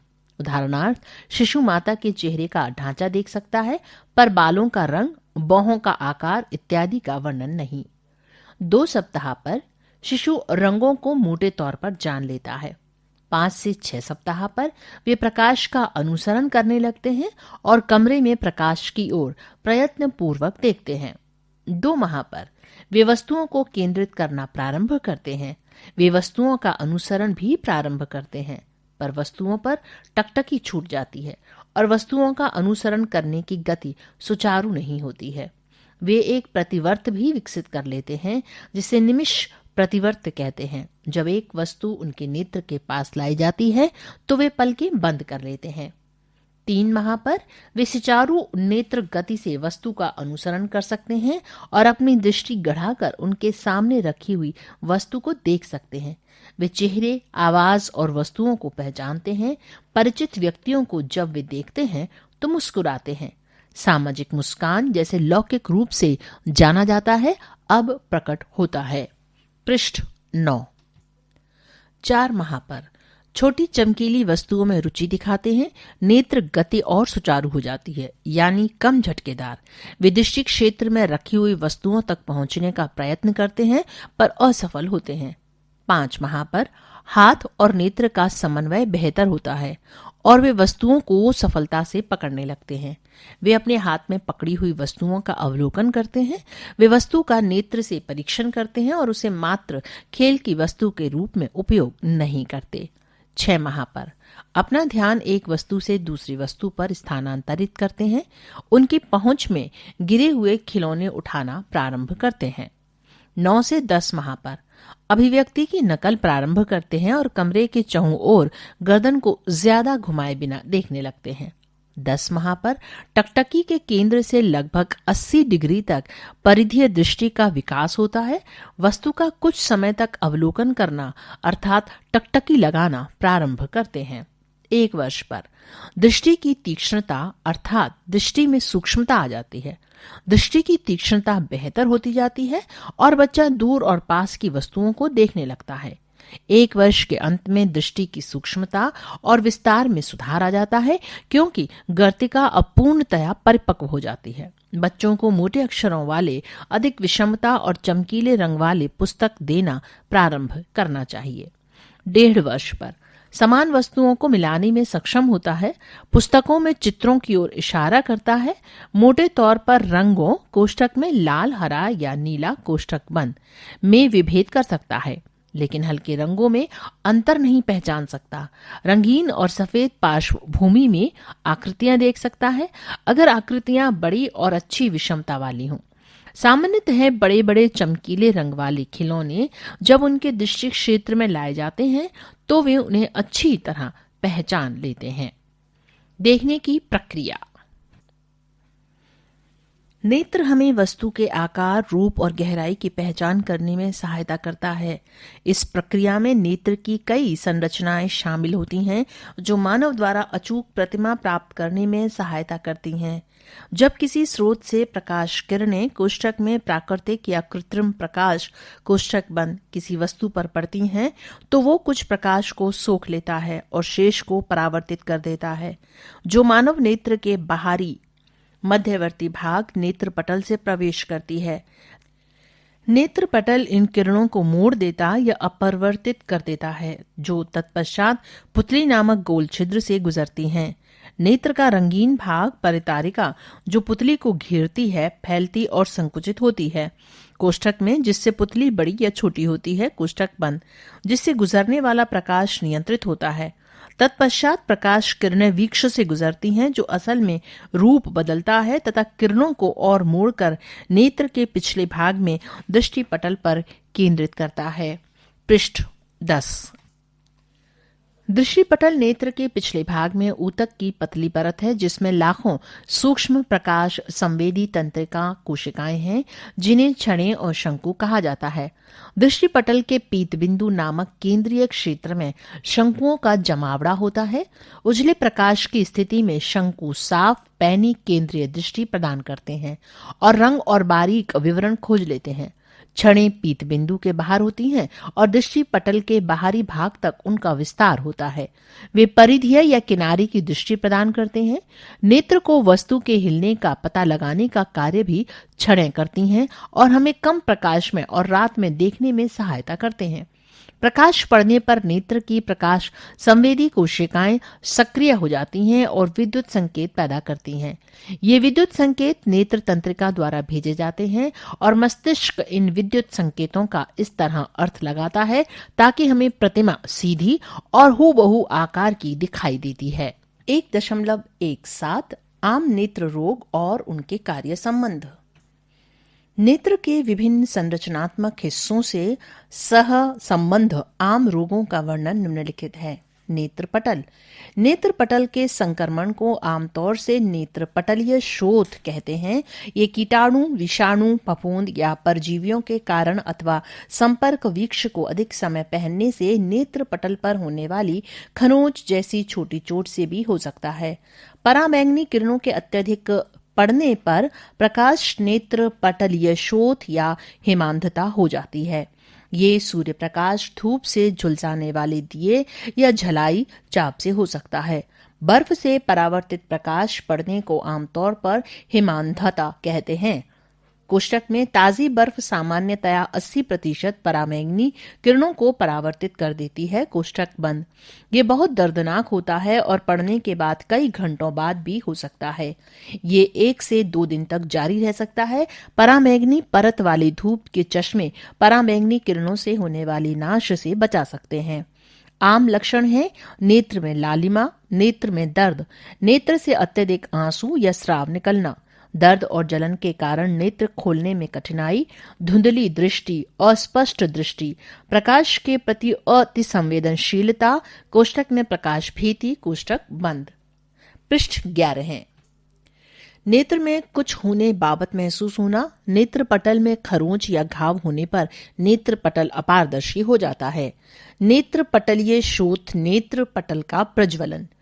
परिसर्प विषाणु जनित संक्रमण जो छोटी माता का कारण होता है और तंत्रिका कोशिकाओं में निष्क्रिय होता है, वो जीवन के दौरान पुनः सक्रिय होकर शरीर के किसी भाग को संक्रमित कर सकता है, जिससे फपोलेदार फुंसियां, बुखार, प्रभावित तंत्रिका में दर्दनाक प्रज्वलन होता है और आमतौर पर परिसर्प कहलाता है। वो सिर और गर्दन की तंत्रिका को संक्रमित कर नेत्र को प्रभावित कर सकता है, जिससे नेत्र पटल का संक्रमण हो सकता है। नेत्रदान। भारत में जहां कॉर्निया दृष्टि बाधा वाले लोग बड़ी संख्या में हैं, उनका कॉर्निया प्रत्यारोपण किया जा सकता है। बड़ी संख्या में सफल कॉर्निया प्रत्यारोपण होने से जहां कॉर्निया दृष्टि बाधित लोगों की दृष्टि बहाल हो रही है, बादल कॉर्निया के साथ पैदा हुए शिशुओं को कॉर्निया ट्रांसप्लांटेशन कर एक बड़ा अंतर पैदा किया जा सकता है। मृत्यु के 6 घंटे के भीतर मृत व्यक्ति की आंखें निकाली जा सकती हैं और तत्काल निकटतम नेत्र बैंक को सूचित किया जाना चाहिए। मृतक की आंखों को बंद करके नम कपास से ढक कर रखें। मृतक के शरीर के ऊपर यदि कोई पंखा हो तो उसे बंद कर दिया जाना चाहिए। यदि संभव हो तो मृतक की आंखों में समय समय पर एंटीबायोटिक डालने से उसे संक्रमण से बचाया जा सकता है। यदि संभव हो तो मृतक के सर को 6 इंच तक उठा लेना चाहिए, जिससे आंखों के हटाने के समय खून बहने की संभावना कम हो सके। कॉर्निया प्रत्यारोपण से युवा और बुजुर्ग रोगियों दोनों को लाभ होता है। जीवित व्यक्तियों का नेत्रदान स्वीकार नहीं किया जाता है। पृष्ठ 13 है 1.8 नेत्र श्लेष्म कला के रोग। रोमन में नंबर 1। नेत्र श्लेष्म कला शोथ को आमतौर से गुलाबी नेत्र कहा जाता है और कीटाणु, विषाणु, फफूंद के संक्रमण या क्षोभक पदार्थ जैसे केशमार्जक, धुआं, पुष्कर के क्लोरीन या धूल, पराग, धुएं की प्रत्युर्जता से नेत्र श्लेष्म कला के प्रज्वलन के कारण होता है। नेत्र के सफेद भाग या पलकों के अंदरूनी भाग में लालिमा, नेत्रों से अधिक पानी आना, गाढ़ा पीला स्राव जो खासतौर से नींद के बाद बरौनी पर पपड़ी बनाते हैं, नेत्रों में खुजली, नेत्रों में जलन, धुंधली दृष्टि, प्रकाश के प्रति अति संवेदनशीलता, कोष्ठक में प्रकाश भीति, कोष्ठक बंद। रोमन में नंबर 2। रोहा क्लेमाइडिया ट्रैकोमाइटिस के कारण होता है। क्लेमाइडिया जीव कीटाणु और विषाणु दोनों के गुण साझा करते हैं। रोहा संक्रमण के लिए उत्तरदायी घटक अस्वास्थ्यकर और भीड़भाड़ वाले परिवेश, कम सामाजिक आर्थिक स्तर, पानी की कमी। पहले वो हल्के नेत्र श्लेष्म कला शोथ से प्रारंभ होता है और संक्रमित नेत्र से स्राव करता है। ये स्राव बढ़ता है और हाथ, कपड़े संक्रमित व्यक्ति के मुंह पर बैठने वाली मक्खियों से दूसरों को फैलता है। ऊपरी और निचली पलकों में और नेत्र श्लेष्म कला के ऊपरी किनारे में भी पुटिका आ जाती है, जो आपस में जुड़कर बड़ी होकर संपूर्ण नेत्र श्लेष्म कला को घेर लेती हैं। उत्तरोत्तर इन पुटिका से मवाद स्रावित होने लगता है और तत्पश्चात दाग का ऊतक बन जाता है। दाग का ऊतक पलक को अपनी ओर खींचता है, जिससे पलक और बरौनी अंदर की ओर मुड़ जाती है। इससे बरौनी प्रज्वलित नेत्र श्लेष्म कला और नेत्र पटल पर घिसने लगते हैं, जिससे नेत्र पटल पर खरोंच और दाग आकर वो अपारदर्शी हो जाता है। पृष्ठ 14 है। क्रियात्मक तात्पर्य। व्यक्ति को अतिशय दर्द भोगना पड़ता है, नेत्र लाल हो जाते हैं, नेत्र में रेत डालने समान अप्रिय एहसास होता है, नेत्र से स्राव होता है और नेत्रों में जलन होती है। व्यक्ति को प्रकाश भीति भी भोगनी पड़ती है। कोष्ठक में उजले प्रकाश में देखना कठिन होता है। कोष्ठक बंद। इलाज। प्रतिजैविक संक्रमण को कम करने और नियंत्रित करने में सहायता करते हैं राष्ट्रीय अंधता निवारण कार्यक्रम कोष्ठक में NPCB कोष्ठक बंद ने 1963 से प्रारंभ करते हुए रोहा नियंत्रण कार्यक्रम शामिल किया है। रोहा नियंत्रण हेतु SAAFE रणनीति, S यानी शल्यक्रिया, A यानी प्रतिजैविक कोष्ठक में अजीथ्रोमाइसिन कोष्ठक बंद, F चेहरे की सफाई, E साफ परिवेश। 1.19 शुष्काक्षिपाक। झेरों का वस्तुतः अर्थ है सूखा और नेत्र की स्थिति जिसमें सूखा नेत्र हो जाए वो शुष्काक्षिपाक कहलाता है। ये विटामिन ए की कमी से होता है, जो कि एक वसा में घुलनशील विटामिन है और प्रमुखतया मछली के कलेजे, मुर्गे, पशु, अंडे और दुग्ध उत्पाद में मिलता है। सब्जी और फलों में ये बीटा कैरोटीन के रूप में होता है, जो आंत में विटामिन ए में बदल जाता है। अवशोषण के बाद लगभग 50% विटामिन ए रख लिया जाता है और यकृत में भंडार करके जहां आवश्यक हो वहां भेजा जाता है। पृष्ठ 15 है। इसलिए विटामिन ए का कुपोषण खाने, अवशोषण करने, भंडारण और संवहन की खराबी से हो सकता है। विटामिन ए निम्नलिखित के लिए आवश्यक है। रोमन में 1 नंबर, क्षणों द्वारा हॉडोप्सिन या दृष्टि रंग तैयार करने के लिए। रोमन में नंबर 2, त्वचा, नेत्रपटल, नेत्र श्लेष्म कला इत्यादि संरचनाओं और आंतरिक अंगों की उपकला अस्तर की रखरखाव के लिए। रोमन में नंबर 3, पूर्णतया सक्षम प्रतिरक्षा प्रतिक्रिया के लिए। विटामिन ए की कमी निम्नलिखित को प्रभावित करेगी। रोमन में नंबर 1, छड़ें जिससे कम प्रकाश में देखने में कठिनाई हो जाती है, जिसे रतौंधी कहते हैं। और रोमन में नंबर 2, नेत्र श्लेष्म कला और नेत्र पटल निस्तेज और शुष्क होते हैं, जिससे नेत्र श्लेष्म कला और नेत्र पटल सूख जाते हैं। तालिका: विटामिन ए की कमी से होने वाले नेत्र रोग तथा उनका इलाज। इस तालिका में 4 कॉलम बनाए गए हैं। वो इस प्रकार से हैं: विटामिन ए से इलाज का प्रभाव, दूसरे में है कहलाता है, तीसरे में है परिणाम और चौथे में है नेत्र का प्रभावित भाग। 1. विटामिन ए से इलाज का प्रभाव 48 घंटे में उत्क्रमणीय यानी सुधरने योग्य, कहलाता है रतौंधी, परिणाम में है कम प्रकाश में देखने में कठिनाई, नेत्र का प्रभावित भाग है दृष्टि पटल छड़ें। 2. विटामिन ए से इलाज का प्रभाव 2 से 4 दिन में सुधरता है, कहलाता है नेत्र श्लेष्म कला की शुष्कता, परिणाम नेत्र में सूखापन, परिणामतः देखने में कठिनाई, नेत्र का प्रभावित भाग नेत्र श्लेष्म कला। 3. विटामिन ए से इलाज का प्रभाव हफ्ते से महीने तक लग जाते हैं या कभी नहीं सुधरता है, कहलाता है बिट्ट का धब्बा, परिणाम नेत्र श्लेष्म कला की परतों में घनता से झागदार धब्बा, नेत्र का प्रभावित भाग नेत्र श्लेष्म कला। विटामिन ए से इलाज का प्रभाव अनुपूरण तुरंत प्रभाव करना और विशेषज्ञ द्वारा इलाज, कहलाता है नेत्र पटल शुष्कता, परिणाम नेत्र पटल का शोफ और सूखापन, नेत्र का प्रभावित भाग नेत्र पटल। विटामिन ए से इलाज का प्रभाव अनुपूरण और विशेषज्ञ द्वारा इलाज, कहलाता है नेत्र पटलीय घाव, परिणाम स्पष्ट किनारों वाला घाव और दाग बनना, नेत्र का प्रभावित भाग नेत्र पटल। पृष्ठ 16 है। Source vision 2020 the right to sight a manual for vision 2020 workshops.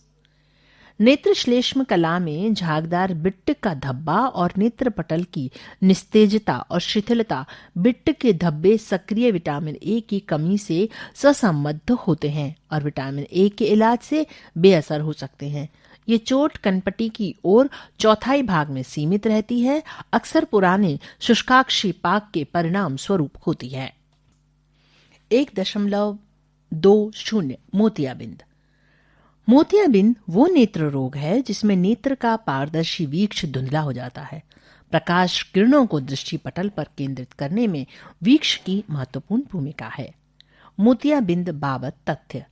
बुढ़ापे के साथ मोतियाबिंद बहुत आम तौर पर होता है। मोतियाबिंद किसी एक या दोनों नेत्र में हो सकता है। जिन्हें एक नेत्र में मोतियाबिंद होता है, उन्हें सामान्यतया दूसरे नेत्र में भी मोतियाबिंद हो जाता है। मोतियाबिंद के कारण नेत्र से असामान्य आंसू नहीं आते हैं। मोतियाबिंद ना तो दर्द करता है और ना ही नेत्र में खुजली या लालिमा करता है। अगर वीक्ष पूर्णतया अपारदर्शी हो तो उसे परिपक्व मोतियाबिंद कहते हैं। अतः कोई वीक्ष पूर्णतया अपारदर्शी नहीं हो तो उसे अपरिपक्व मोतियाबिंद कहेंगे।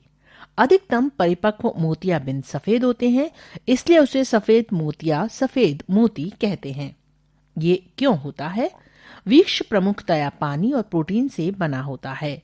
प्रोटीन एक विशेष व्यवस्था में होते हैं जिसके कारण वीक्ष साफ होता है। पृष्ठ 17 है। जैसे जैसे हमारी आयु बढ़ती है, प्रोटीन आपस में गुच्छेदार होने लगते हैं, जिससे वीक्ष में एक धुंधला क्षेत्र आ जाता है।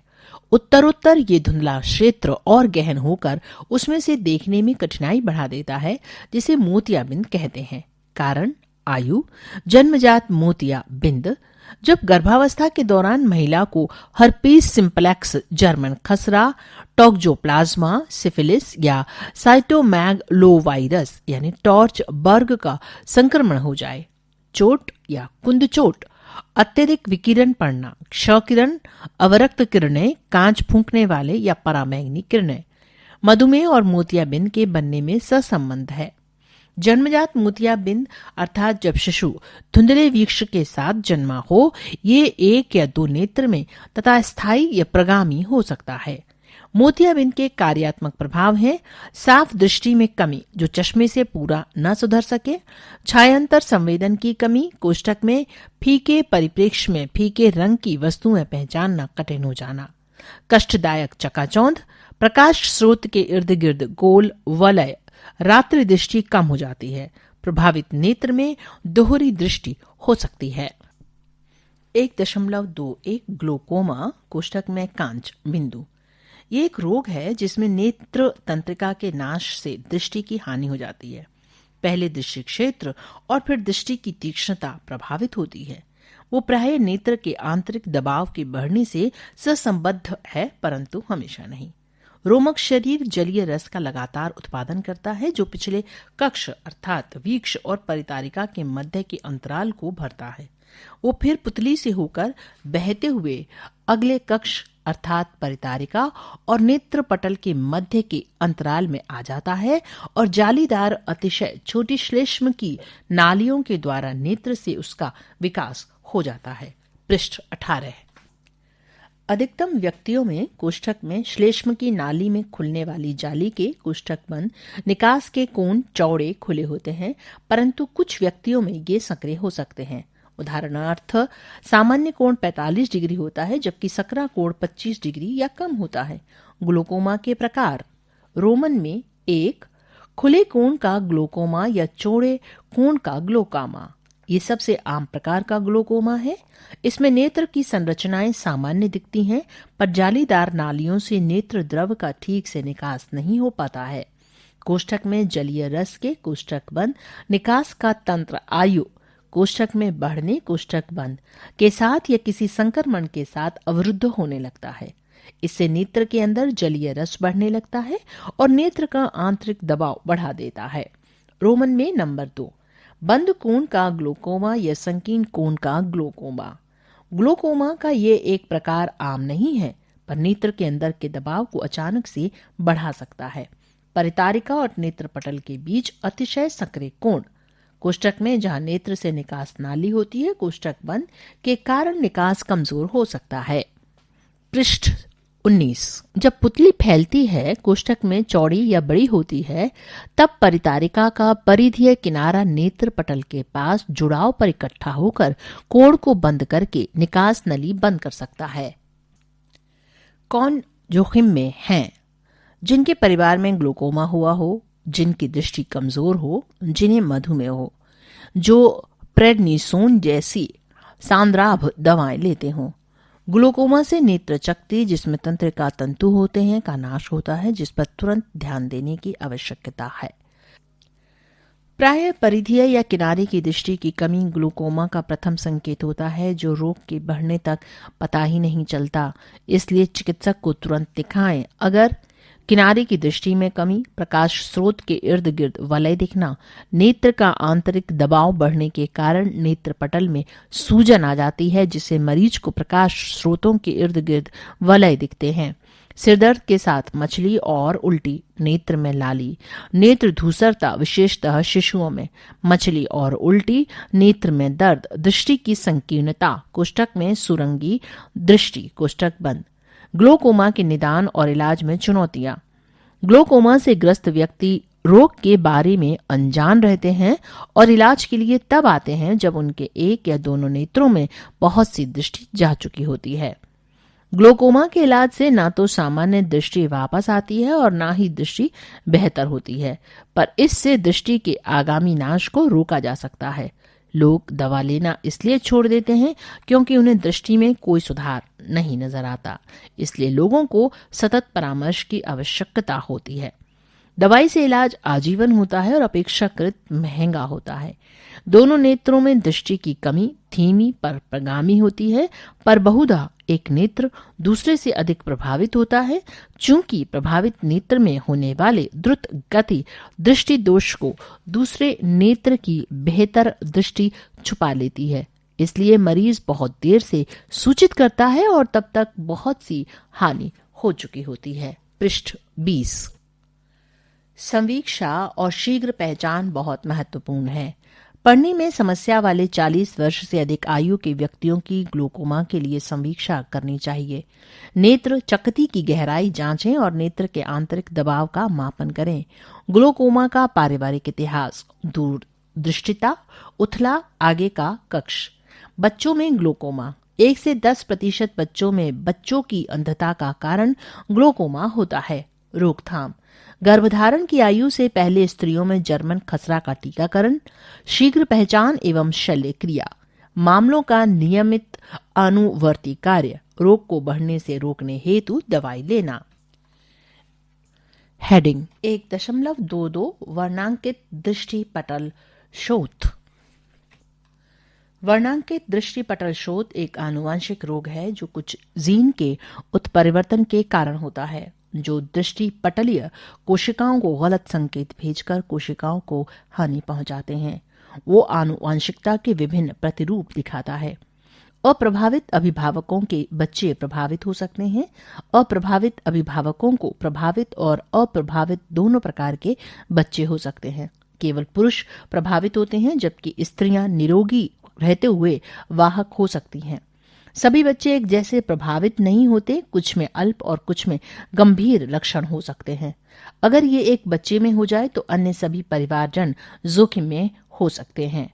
प्रकाशग्राही कोशिकाओं में प्रगामी कमी और परिधि से प्रारंभ होने वाला दृष्टि क्षेत्र का ह्रास वर्णांकित दृष्टि पटल शोथ का विशेषता सूचक है, जो बढ़कर अंत में दृष्टिहीनता लाता है। पृष्ठ 21।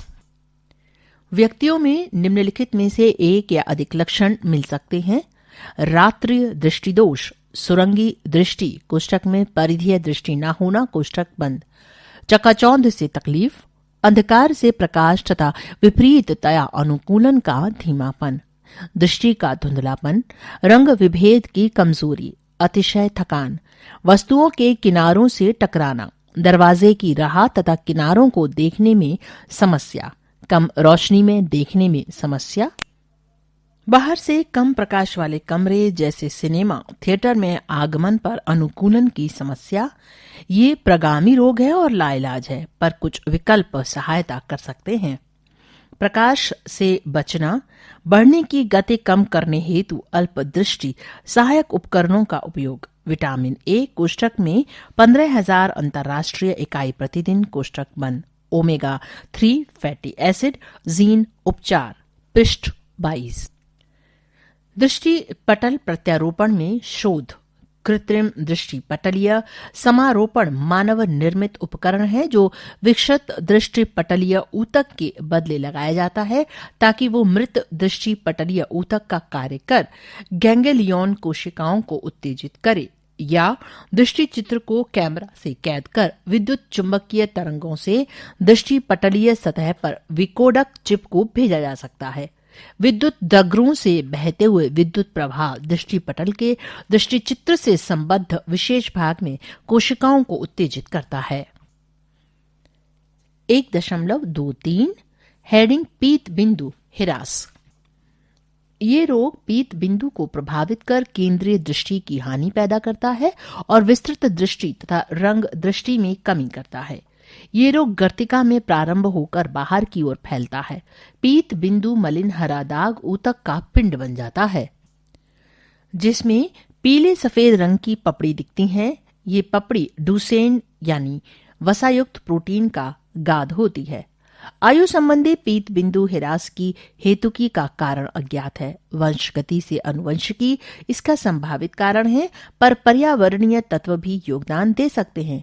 पीत बिंदु ह्रास प्रायः खानदानी विशेषता होती है। आयु संबंधी पीत बिंदु ह्रास के 2 प्रकार हैं। सूखा कोष्ठक में दुष्पोषित कोष्ठक बंद प्रकार। ये प्रकार पीत बिंदु में कोशिकाओं के उत्तरोत्तर भंग होने से होता है, जिससे केंद्रीय दृष्टि उत्तरोत्तर धुंधली हो जाती है। डुसेन नामक एक या अनेक छोटे गोल पीले सफेद धब्बे इसको पहचानने की कुंजी हैं। गीला कोष्ठक में स्रावी या नव संवाहिकी कोष्ठक बंद प्रकार। पीत बिंदु के गीले प्रकार में नवसृजित रक्त वाहिनियां केंद्रीय दृष्टि पटल के नीचे उगती हैं। ये रक्त वाहिनियां रिसती, रक्तस्राव करती और दृष्टि पटल को दागदार बनाकर केंद्रीय दृष्टि को विकृत तथा नष्ट कर देती हैं। पीत बिंदु हिरास के लक्षण। आयु संबंधी पीत बिंदु हिरास के लक्षणों में निम्नोक्त शामिल है: केंद्रीय, निकटस्थ और दूरस्थ दृष्टि का धुंधलापन, जो प्रायः देर से आता है क्योंकि अवचेतन रूप से रोगी बदतर नेत्र की ओर ध्यान नहीं देते जब तक बेहतर नेत्र इस रोग से प्रभावित नहीं हो जाता। पीत बिंदु के कार्य की कमी के प्रत्यक्ष परिणाम स्वरूप अंध बिंदु या अंधकार धब्बे होते हैं। सीधी रेखाएं टेढ़ी मेढ़ी या मुड़ी हुई दिखती हैं, जिसे रूपांतरण दृष्टि कहते हैं, और परस्पर नेत्र में वस्तुएं विभिन्न रंग और आकार की दिखाई देती हैं। पृष्ठ 23। एक नेत्र में वस्तु दूसरे नेत्र से छोटे आकार की दिखाई देती है, जिसे सूक्ष्म दृष्टि कहा जाता है, और ये पीत बिंदु की सूजन की ओर इंगित कर सकता है। 1.24 अपवर्तक दोष। अपवर्तक दोष एक नेत्र विकार है। ये तब होता है जब नेत्र प्रतिमा को स्पष्ट रूप से केंद्रित नहीं कर पाता है। अपवर्तक दोष से दृष्टि धुंधली हो जाती है, जो कदाचित इतनी गंभीर हो सकती है जिससे दृष्टि क्षति हो जाए। आम अपवर्तक दोष हैं: 1. निकट दृष्टिता। पास की वस्तुएं आसानी से देख सकता है, पर दूर की वस्तुएं देखने में कठिनाई होती है। नेत्रपटल और वीक्ष की केंद्रीकरण शक्ति के मुकाबले इन व्यक्तियों के नेत्र गोलक अत्यधिक लंबे होते हैं, या फिर जब नेत्रपटल और वीक्ष की गोलाई बहुत अधिक होती है। इस कारण प्रकाश किरणें दृष्टिपटल तक पहुंचने से पहले ही केंद्रित हो जाती हैं। व्यक्तियों को सड़क के संकेत पढ़ने में कठिनाई होती है और दूरस्थ वस्तुएं स्पष्ट नहीं दिखाई देती, पर वे निकट के कार्य जैसे पढ़ना और कंप्यूटर का उपयोग आसानी से कर लेते हैं। इलाज। निकट दृष्टिता प्राय प्रतिवर्ष उत्तरोत्तर बढ़ता है और बच्चे के किशोर वय के अंत में या तीसरे दशक के प्रारंभ में स्थायी हो जाता है। इस विकार के उत्तरोत्तर वृद्धि को रोकना कठिन होता है। अवतल वीक्ष, जिनका ऋण संकेत होता है, निकट दृष्टिता के इलाज हेतु दिए जाते हैं। नेत्र देखभाल। व्यावसायिकों द्वारा दिए गए ऐनक और संपर्क वीक्ष का उपयोग किया जा सकता है। 18 वर्ष की आयु में जब अपवर्तक दोष स्थायी हो जाए तो लेजर शल्य क्रिया एक विकल्प है। 2. दूर दृष्टिता। निकटस्थ वस्तुओं को देखने में समस्या होती है, पर दूर की वस्तुएं स्पष्ट दिखाई देती हैं। इन व्यक्तियों में नेत्र बहुत छोटा होता है या वीक्ष और नेत्र पटल की अपवर्तक सतह की कम गोलाई के कारण प्रकाश दृष्टिपटल के परे केंद्रित होता है। निकटस्थ वस्तुएं धुंधली दिखती हैं और दूरस्थ वस्तुएं स्पष्ट दिखाई देती हैं। इलाज। उत्तल धन संकेत वाले ऐनक और संपर्क वीक्ष सुधार के लिए दिए जाते हैं। उचित आयु में लेजर शल्य क्रिया एक विकल्प हो सकता है। पृष्ठ 24। 3. दृष्टि वैषम्य। नेत्रपटल की अनियमित ढंग से गोलाई के कारण होने वाला दृष्टि विकार। इस अवस्था को जानने के लिए नेत्रपटल की सतह इसमें समगोल न होते हुए अनियमित होती है। निकटस्थ और दूरस्थ दोनों दृष्टि प्रभावित होती हैं। इलाज। सार्थक दृष्टि वैषम्य में चश्मे दिए जाते हैं। उचित आयु में संपर्क वीक्ष और लेजर शल्य क्रिया चश्मे के विकल्प हैं। 4. जरा दृष्टि। ये अवस्था वृद्ध व्यक्तियों में पाई जाती है। व्यक्ति को पढ़ने और निकटस्थ वस्तुओं को देखने में और सटीक सूक्ष्म कार्य करने में कठिनाई होती है। ये अन्य विकारों से अलग है क्योंकि ये जरावस्था से संबद्ध है और लगभग सभी को प्रभावित करती है। वीक्ष की संकुचन और शिथिलन की क्षमता कम हो जाती है। व्यक्ति पढ़ने हेतु वस्तु को शरीर से अधिक दूरी पर रखते हैं और इसे आमतौर पर लंबी बाहों वाला रोग कहा जाता है। इलाज। नेत्र परीक्षण से निदान किया जा सकता है और सुधारक चश्मे से इलाज किया जा सकता है। सभी अपवर्तक दोषों की रोकथाम नहीं हो सकती, पर नेत्र परीक्षण से निदान हो सकता है और सुधारक वीक्ष या चश्मे, संपर्क वीक्ष या अपवर्तक शल्य क्रिया से उनका इलाज किया जा सकता है। पृष्ठ 25। इस पृष्ठ पर मानव नेत्र संरचना कार्य और आम नेत्र रोग की पिक्चर बताई गई है। निकट दृष्टिता सामान्य आंख, दूर दृष्टिता सामान्य आंख। निकट दृष्टि दोष रेटिना के सामने केंद्रित प्रकाश, दूर दृष्टि दोष रेटिना के पीछे केंद्रित प्रकाश। उत्तल लेंस सहित संशोधित अवतल लेंस सहित संशोधित। स्रोत लेंस रिफ्रैक्शन चित्र 500x500.jpeg.patient.co.uk। इस पृष्ठ को कृपया बच्चे अपनी टीचर की मदद ले सकते हैं।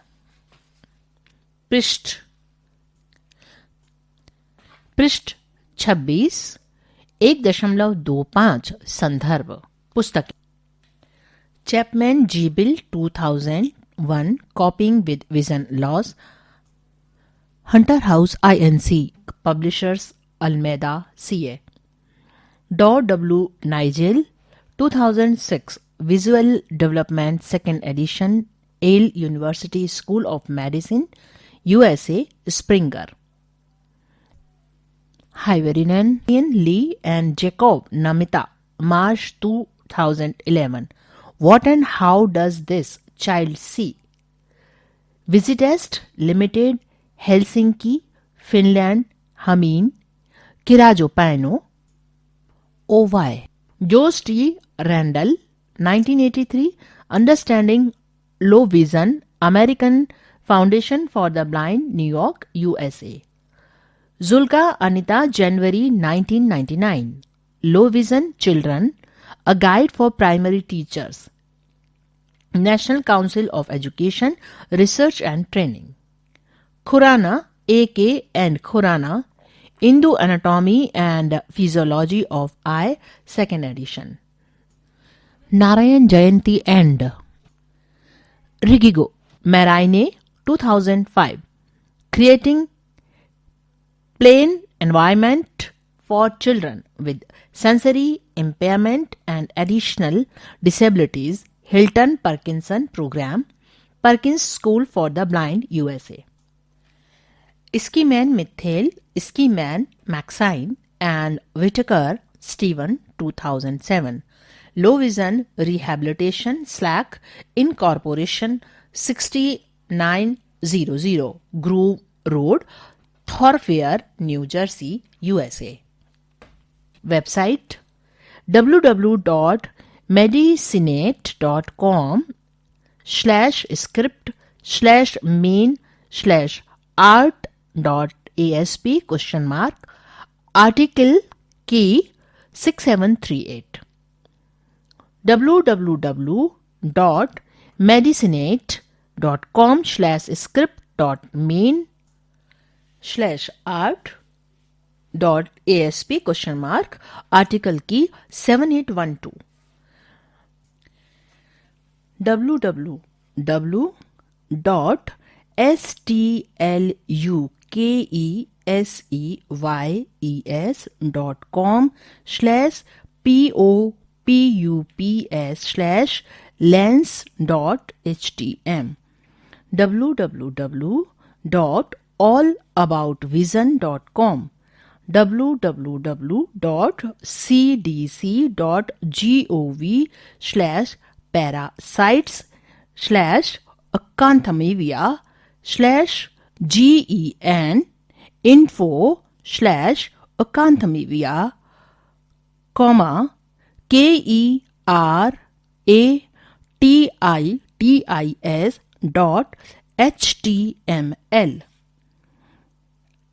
Medesin.medscape.com/article/21114-overview. www.allaboutvision.com/contacts.acanthamedia-keratitis.htm. www.physicsclassroom.com/class/refrn. पृष्ठ 27 अध्याय 2 हेडिंग दृष्टि बाधा की पहचान तथा आकलन प्रोफेसर सुजाता भान।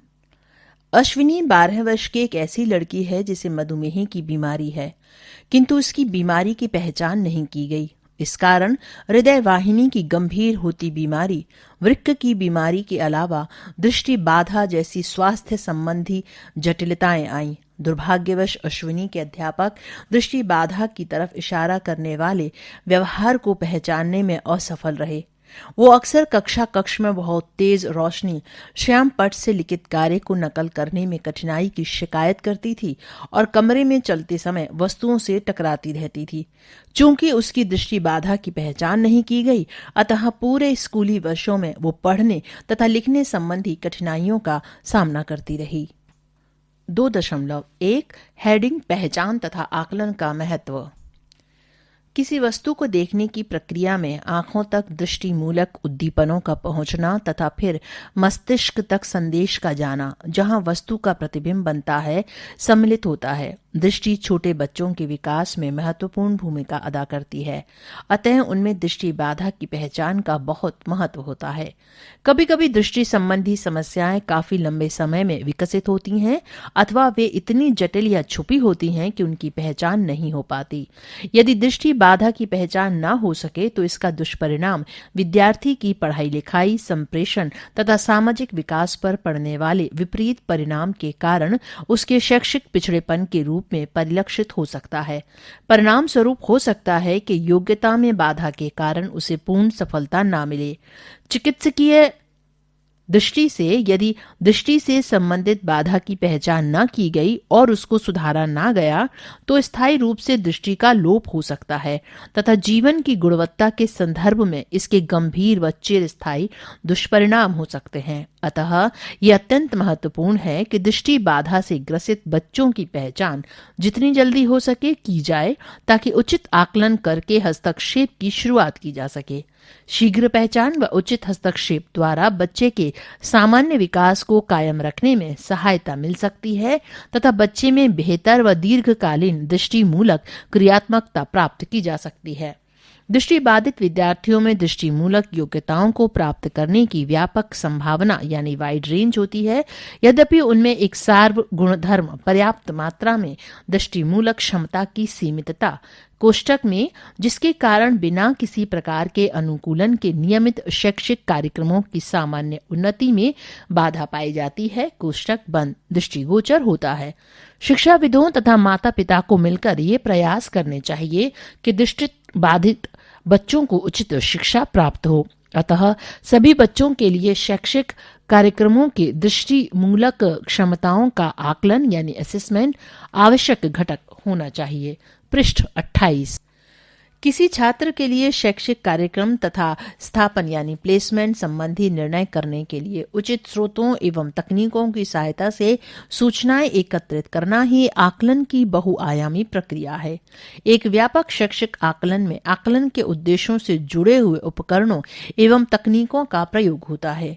इन उपकरणों एवं तकनीकों में बच्चे के विकासात्मक इतिहास का संक्षिप्त विवरण, बच्चे या छात्र के परफॉर्मेंस का विभिन्न स्थितियों में निरीक्षण, कोई उपयुक्त मानक परीक्षण, अध्यापक द्वारा निर्मित परीक्षण एवं शैक्षिक आवश्यकताओं के क्षेत्र की अनुसूची सम्मिलित है।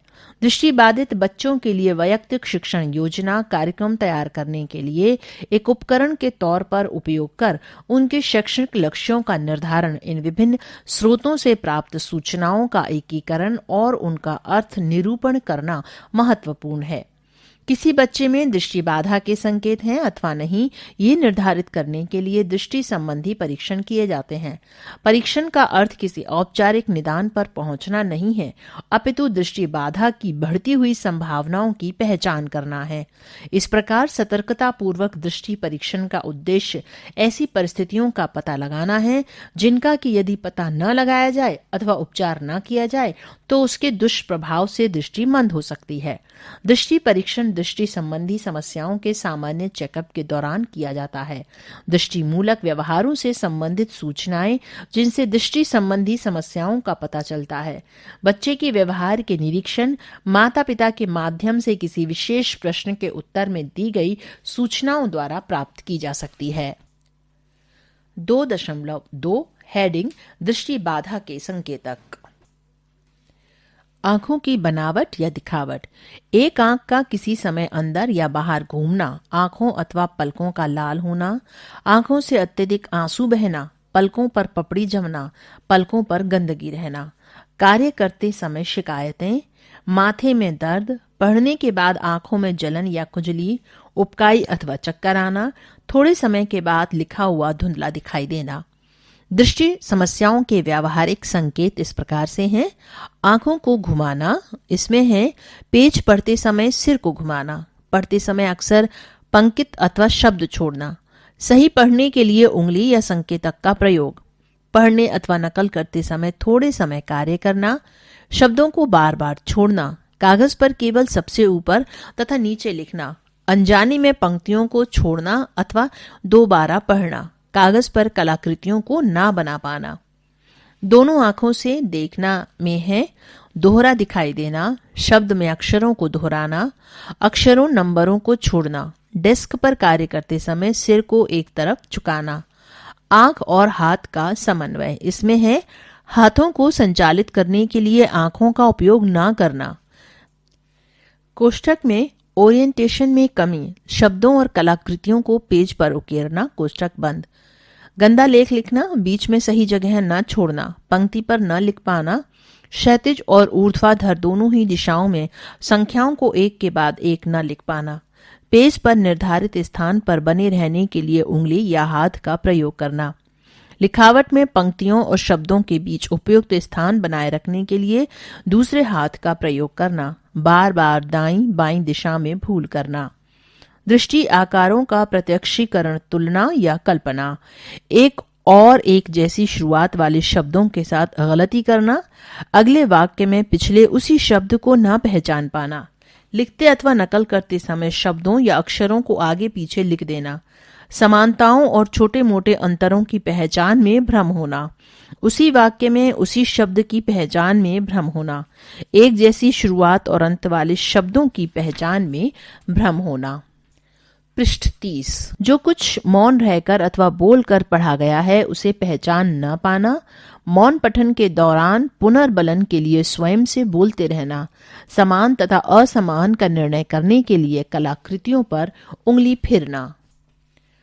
अपवर्तनात्मक स्थिति, कोष्ठक में निकट दृष्टि दोष, दूर दृष्टि दोष, फोकस न कर पाना, इसमें है लगातार पढ़ने पर समझ में कम आना, पढ़ने में रुचि न होना, लगातार पढ़ने पर एक जैसे शब्दों का सही उच्चारण न करना, केवल पढ़ते अथवा डेस्क पर अन्य कार्य करते समय बार बार पलक झपकाना, अन्यथा नहीं, पुस्तक को चेहरे के बहुत पास रखना, चेहरे को डेस्क के पास रखना, नजदीक के कार्य को करने से बचना, दृष्टिमूलक कार्यों को करने में तकलीफ की शिकायत करना, पढ़ते अथवा डेस्क पर कार्य के समय एक आंख को ढक लेना अथवा बंद कर देना, बोर्ड से कॉपी पर उतारते समय गलतियां करना, संदर्भ पुस्तक से अभ्यास पुस्तिका पर नकल करते समय गलतियां करना, बोर्ड पर देखते समय आंखें भींगी करना अथवा और पास लाने के लिए बढ़ना, दृष्टिमूलक कार्य करने के दौरान और उसके बाद आंखें रगड़ना, जल्दी थक जाना, डेस्क पर कार्य के बाद बोर्ड को स्पष्ट देखने के लिए आंखें झपकाना। Source children with low vision, a handbook for school. 2.3 heading आकलन के प्रकार, चिकित्सकीय एवं क्रियात्मक। दृष्टि बाधित शिशुओं और छोटे बच्चों की पहचान एवं उनकी दृष्टि के आकलन के लिए किसी भी आकलन, परीक्षण, मापन अथवा विधि को प्रयोग में लाया जा सकता है।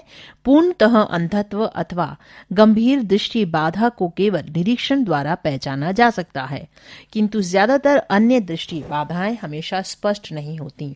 शिशुओं और छोटे बच्चों के साथ सामान्यतया प्रयुक्त नियमित दृष्टि परीक्षण आंख तथा दृष्टि से संबंधित बहुत सी समस्याओं को पहचानने में प्रभावी हो सकती हैं, किंतु कोई एक ऐसी विधि नहीं है जो सभी दृष्टि बाधित बच्चों की पहचान कर सके।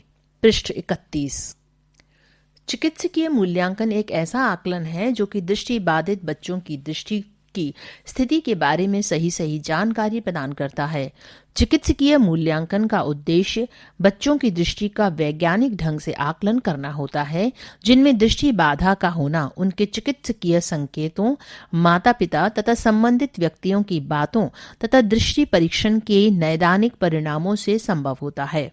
चिकित्सकीय आकलन का उपयोग संभावित दृष्टिबाधित बच्चों का विभिन्न प्रकार से आकलन करने के लिए किया जा सकता है, जैसे निर्धारित करना कि क्या दृष्टि बाधा है, विशिष्ट निदान को तय करना तथा दृष्टि बाधा के विशेष लक्षणों तथा गंभीरता का पता लगाने के लिए आंकलित करना, हस्तक्षेप का निर्णय तथा हस्तक्षेप रणनीतियों की योजना बनाने में सहायता करना। दृष्टि का क्रियात्मक आकलन किसी बच्चे की आंख की दृष्टि स्थिति का आकलन नहीं है, अपितु ये आकलन हमें ये बताता है कि बच्चा अपनी दैनिक क्रियाओं में दृष्टि का प्रयोग कैसे करता है। दृष्टि के क्रियात्मक आकलन का उद्देश्य है कि बच्चा अपनी शेष दृष्टि का प्रयोग किस सीमा तक तथा कैसे करता है, इसका पता लगाना। क्रियात्मक आकलन में प्रायः प्रकाश बोध और विभेदी कारण, दृष्टि मूलक स्मृति की पहचान, स्थानिक प्रत्यक्षण तथा दृष्टि गति समन्वय आदि क्षेत्र सम्मिलित होते हैं। चिकित्सकीय आकलन की व्याख्या। दृष्टि के बहुत से आधारभूत पहलू हैं, जैसे आकार बोध, फ्रॉम परसेप्शन, दृष्टि तीक्ष्णता, रंग बोध तथा गति बोध। दृष्टि बाधा का तात्पर्य इनमें से कुछ पहलुओं की हानि है, साथ ही दृष्टि पथ यानी विजुअल पार्ट वे कि किसी बिंदु पर अवरोध के कारण भी दृष्टि बाधा हो सकती है। कुछ प्रकार की दृष्टि बाधाएं आसानी से चश्मों के प्रयोग, शल्य चिकित्सा अथवा अन्य चिकित्सकीय हस्तक्षेप से दूर की जा सकती है। अन्य कुछ दृष्टि बाधाओं का सुधार संभव नहीं हो सकता है। 2.4 हेडिंग दृष्टि तीक्ष्णता का आकलन। आंखों के परीक्षण का पहला भाग दृष्टि तीक्ष्णता का आकलन है। दृष्टि के बारे में बात करते हुए ज्यादातर लोग ऐसा सोचते हैं कि बिना चश्मे के सभी दूरियों पर साफ या स्पष्ट देख पाना सामान्य दृष्टि है। इसे सामान्यतः 20/20 दृष्टि कहते हैं। 20/20 का अर्थ दृष्टि तीक्ष्णता की माप है, जहां दृष्टि तीक्ष्णता विभिन्न अक्षरों, संख्याओं अथवा चित्रों को मानकीकृत चार्ट यानी ऑप्टोटाइप पर कितनी स्पष्ट रूप से देखी जा सकने के आधार पर बारीकियों में अंतर कर पाने की क्षमता है। दृष्टि तीक्ष्णता को माप सकने वाला पहला चार्ट हर्बर्ट स्नेलन ने 1862 में विकसित किया। इसी चार्ट का प्रयोग किसी व्यक्ति द्वारा विभिन्न दूरियों पर दृष्टि बिंबों को अलग कर देख पाने की क्षमता के मापन हेतु सर्वाधिक किया जाता है। स्नेलन दृष्टि तीक्ष्णता की माप को एक भिन्न द्वारा प्रदर्शित किया जाता है। भिन्न के अंश में परीक्षण की दूरी सामान्यतया 20 फीट कोष्ठक में 6 मीटर कोष्ठक बंद, किंतु कभी कभी बच्चों के लिए 10 फीट कोष्ठक में 3 मीटर कोष्ठक बंद होती है। ये दूरी हर पंक्ति में अंकित होती है, जहां से एक सामान्य दृष्टि तीक्ष्णता वाला व्यक्ति उस अक्षर को पढ़ सकता है। पृष्ठ 32। उदाहरण के लिए 20/20 दृष्टि तीक्ष्ण का तात्पर्य किसी व्यक्ति द्वारा निर्धारित वस्तु को 20 फीट की दूरी से देख सकने की क्षमता से है, जिसे सामान्य दृष्टि कहेंगे, जबकि 20/200 दृष्टि क्षमता वाला व्यक्ति 20 फीट से वो अक्षर या आकार देख पाता है जिसे सामान्य दृष्टि तीक्ष्णता वाला व्यक्ति 200 फीट से देखेगा। यदि कोई मरीज या व्यक्ति उपरोक्त चार्ट की एक भी पंक्ति नहीं पढ़ पाता है तो ये बड़ी समस्या का सूचक होता है। ऐसे में ये तय करना चाहिए कि वे मोटे तौर पर क्या क्या देख सकता है। कोष्ठक में जैसे प्रकाश बोध होना, उनके सामने दिखाई गई उंगलियों को गिनना। सामान्य तौर पर दृष्टि तीक्ष्णता का मापन केवल किसी नई अथवा विशिष्ट दृष्टिमूलक समस्या के बताए जाने पर ही किया जाना चाहिए। दूर की दृष्टि तीक्ष्णता। 6 मीटर की दूरी से व्यक्ति को परीक्षण चार्ट को दिखाएं। एक आंख को ढक लें तथा व्यक्ति द्वारा पढ़ी जा सकने वाली सबसे नीचे की पंक्ति को लिखें। परीक्षण सदा अच्छी आंख से शुरू किया जाता है। CF अमुक 3 फीट की दूरी से उंगलियों की गिनती। HM 1 फीट की दूरी से हाथ की गति को पहचानना। PL प्रकाश बोध, NPL प्रकाश बोध नहीं। पास की दृष्टि तीक्ष्णता। पास की सामान्य दृष्टि तीक्ष्णता का तात्पर्य व्यक्ति द्वारा N5 को पढ़ा जाना है। इसके लिए 6/9 दृष्टि तीक्ष्णता होनी चाहिए। अखबार में छापे को पढ़ने के लिए व्यक्ति को N8 पढ़ना चाहिए। N8 के लिए 6/15 दृष्टि तीक्ष्णता होनी चाहिए। पृष्ठ 33। यहाँ पर सारणी दी गई है। स्नेलेन समानताएं, स्नेलेल अक्षर, इसमें 2 कॉलम हैं, 6 मीटर और 20 मीटर। उसके बाद आकार है माइंस ऑफ आर्क, फिर दशमलव मूल्य है। स्नेलेल अक्षर 6 मीटर में 6 बाई 6, 20 मीटर में 20 बाई 20, आकार में 1, दशमलव मूल्य 1। 6 मीटर में 6 बाई 9, 20 मीटर में 20 बाई 30, आकार में 1.5, दशमलव मूल्य में है 0.67। 6 मीटर में 6 बाई 12 है, 20 मीटर में 20 बाई 40, आकार में है 2, दशमलव मूल्य 0.5।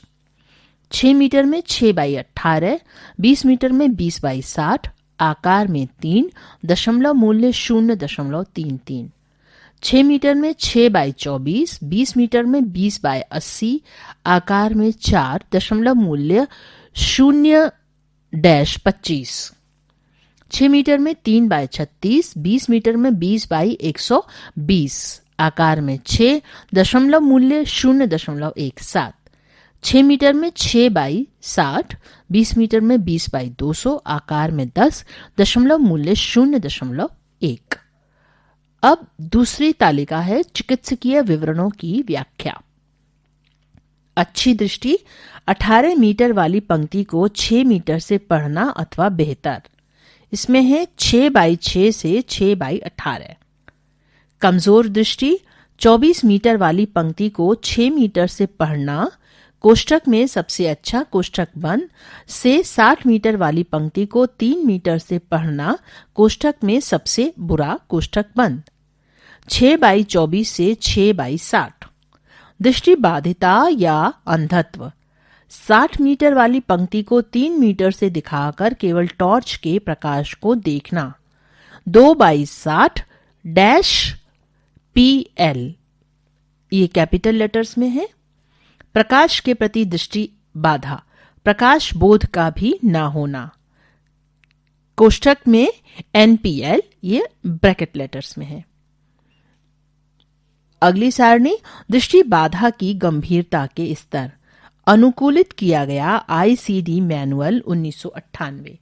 गंभीरता स्तर है और सर्वाधिक सुधार योग्य स्नेलन पर दृष्टि तीक्ष्णता का तात्पर्य। गंभीरता स्तर सामान्य दृष्टि, सर्वाधिक सुधार योग्य स्नेलन पर दृष्टि तीक्ष्णता का तात्पर्य 20 बाई 25 अथवा बेहतर। गंभीरता स्तर लगभग सामान्य दृष्टि, सर्वाधिक सुधार 20 बाई 30 से 20 बाई 60। गंभीरता स्तर अल्प दृष्टि, सर्वाधिक सुधार 20 बाई 70 से 20 बाई 160। गंभीरता स्तर गंभीर अल्प दृष्टि, सर्वाधिक सुधार 20 बाई 200 से 20 बाई 400। गंभीरता स्तर अति गंभीर अल्प दृष्टि, सर्वाधिक सुधार 20 बाई 500 से 20 बाई 1000। गंभीरता स्तर लगभग पूर्ण दृष्टि बाधा, कोष्ठक में अंधत्व, कोष्ठक बंद, सर्वाधिक सुधार 20 बाई 1000 से कम। पूर्णतः दृष्टि बाधा, सर्वाधिक सुधार प्रकाश बोध का भी आभास नहीं, कोष्ठक में NPL। पृष्ठ 34। स्नेलन चार्ट के अतिरिक्त टम्बलिंग E, लैंडाल्ट C तथा लॉगमार चार्ट का प्रयोग भी चिकित्सकीय आकलन के लिए किया जाता है। पिन होल परीक्षण, पिन होल परीक्षण विधि ये निर्धारित कर सकती है कि क्या दृष्टि तीक्ष्णता की समस्या का कारण अपवर्तनात्मक त्रुटि, जिसे चश्मे के प्रयोग से सुधारा जा सकता है, अथवा कोई अन्य कारण है। पिन होल प्रकाश को आंख के लेंस के लंबवत दिशा में केवल आंख के अंदर आने देता है, अतः उसे रेटिना पर केंद्रित होने के लिए पहले से झुकाने या अपवर्तित करने की आवश्यकता नहीं होती है। व्यक्ति से पिन होल के साथ स्नेलन चार्ट को पहले ऊपर तथा फिर नीचे देखने के लिए कहा जाता है। यदि पिन होल के साथ कमी दूर हो जाती है तो दृष्टि तीक्ष्णता को अपवर्तनात्मक त्रुटि से जोड़ा जाता है तथा इसे सुधारा जा सकता है।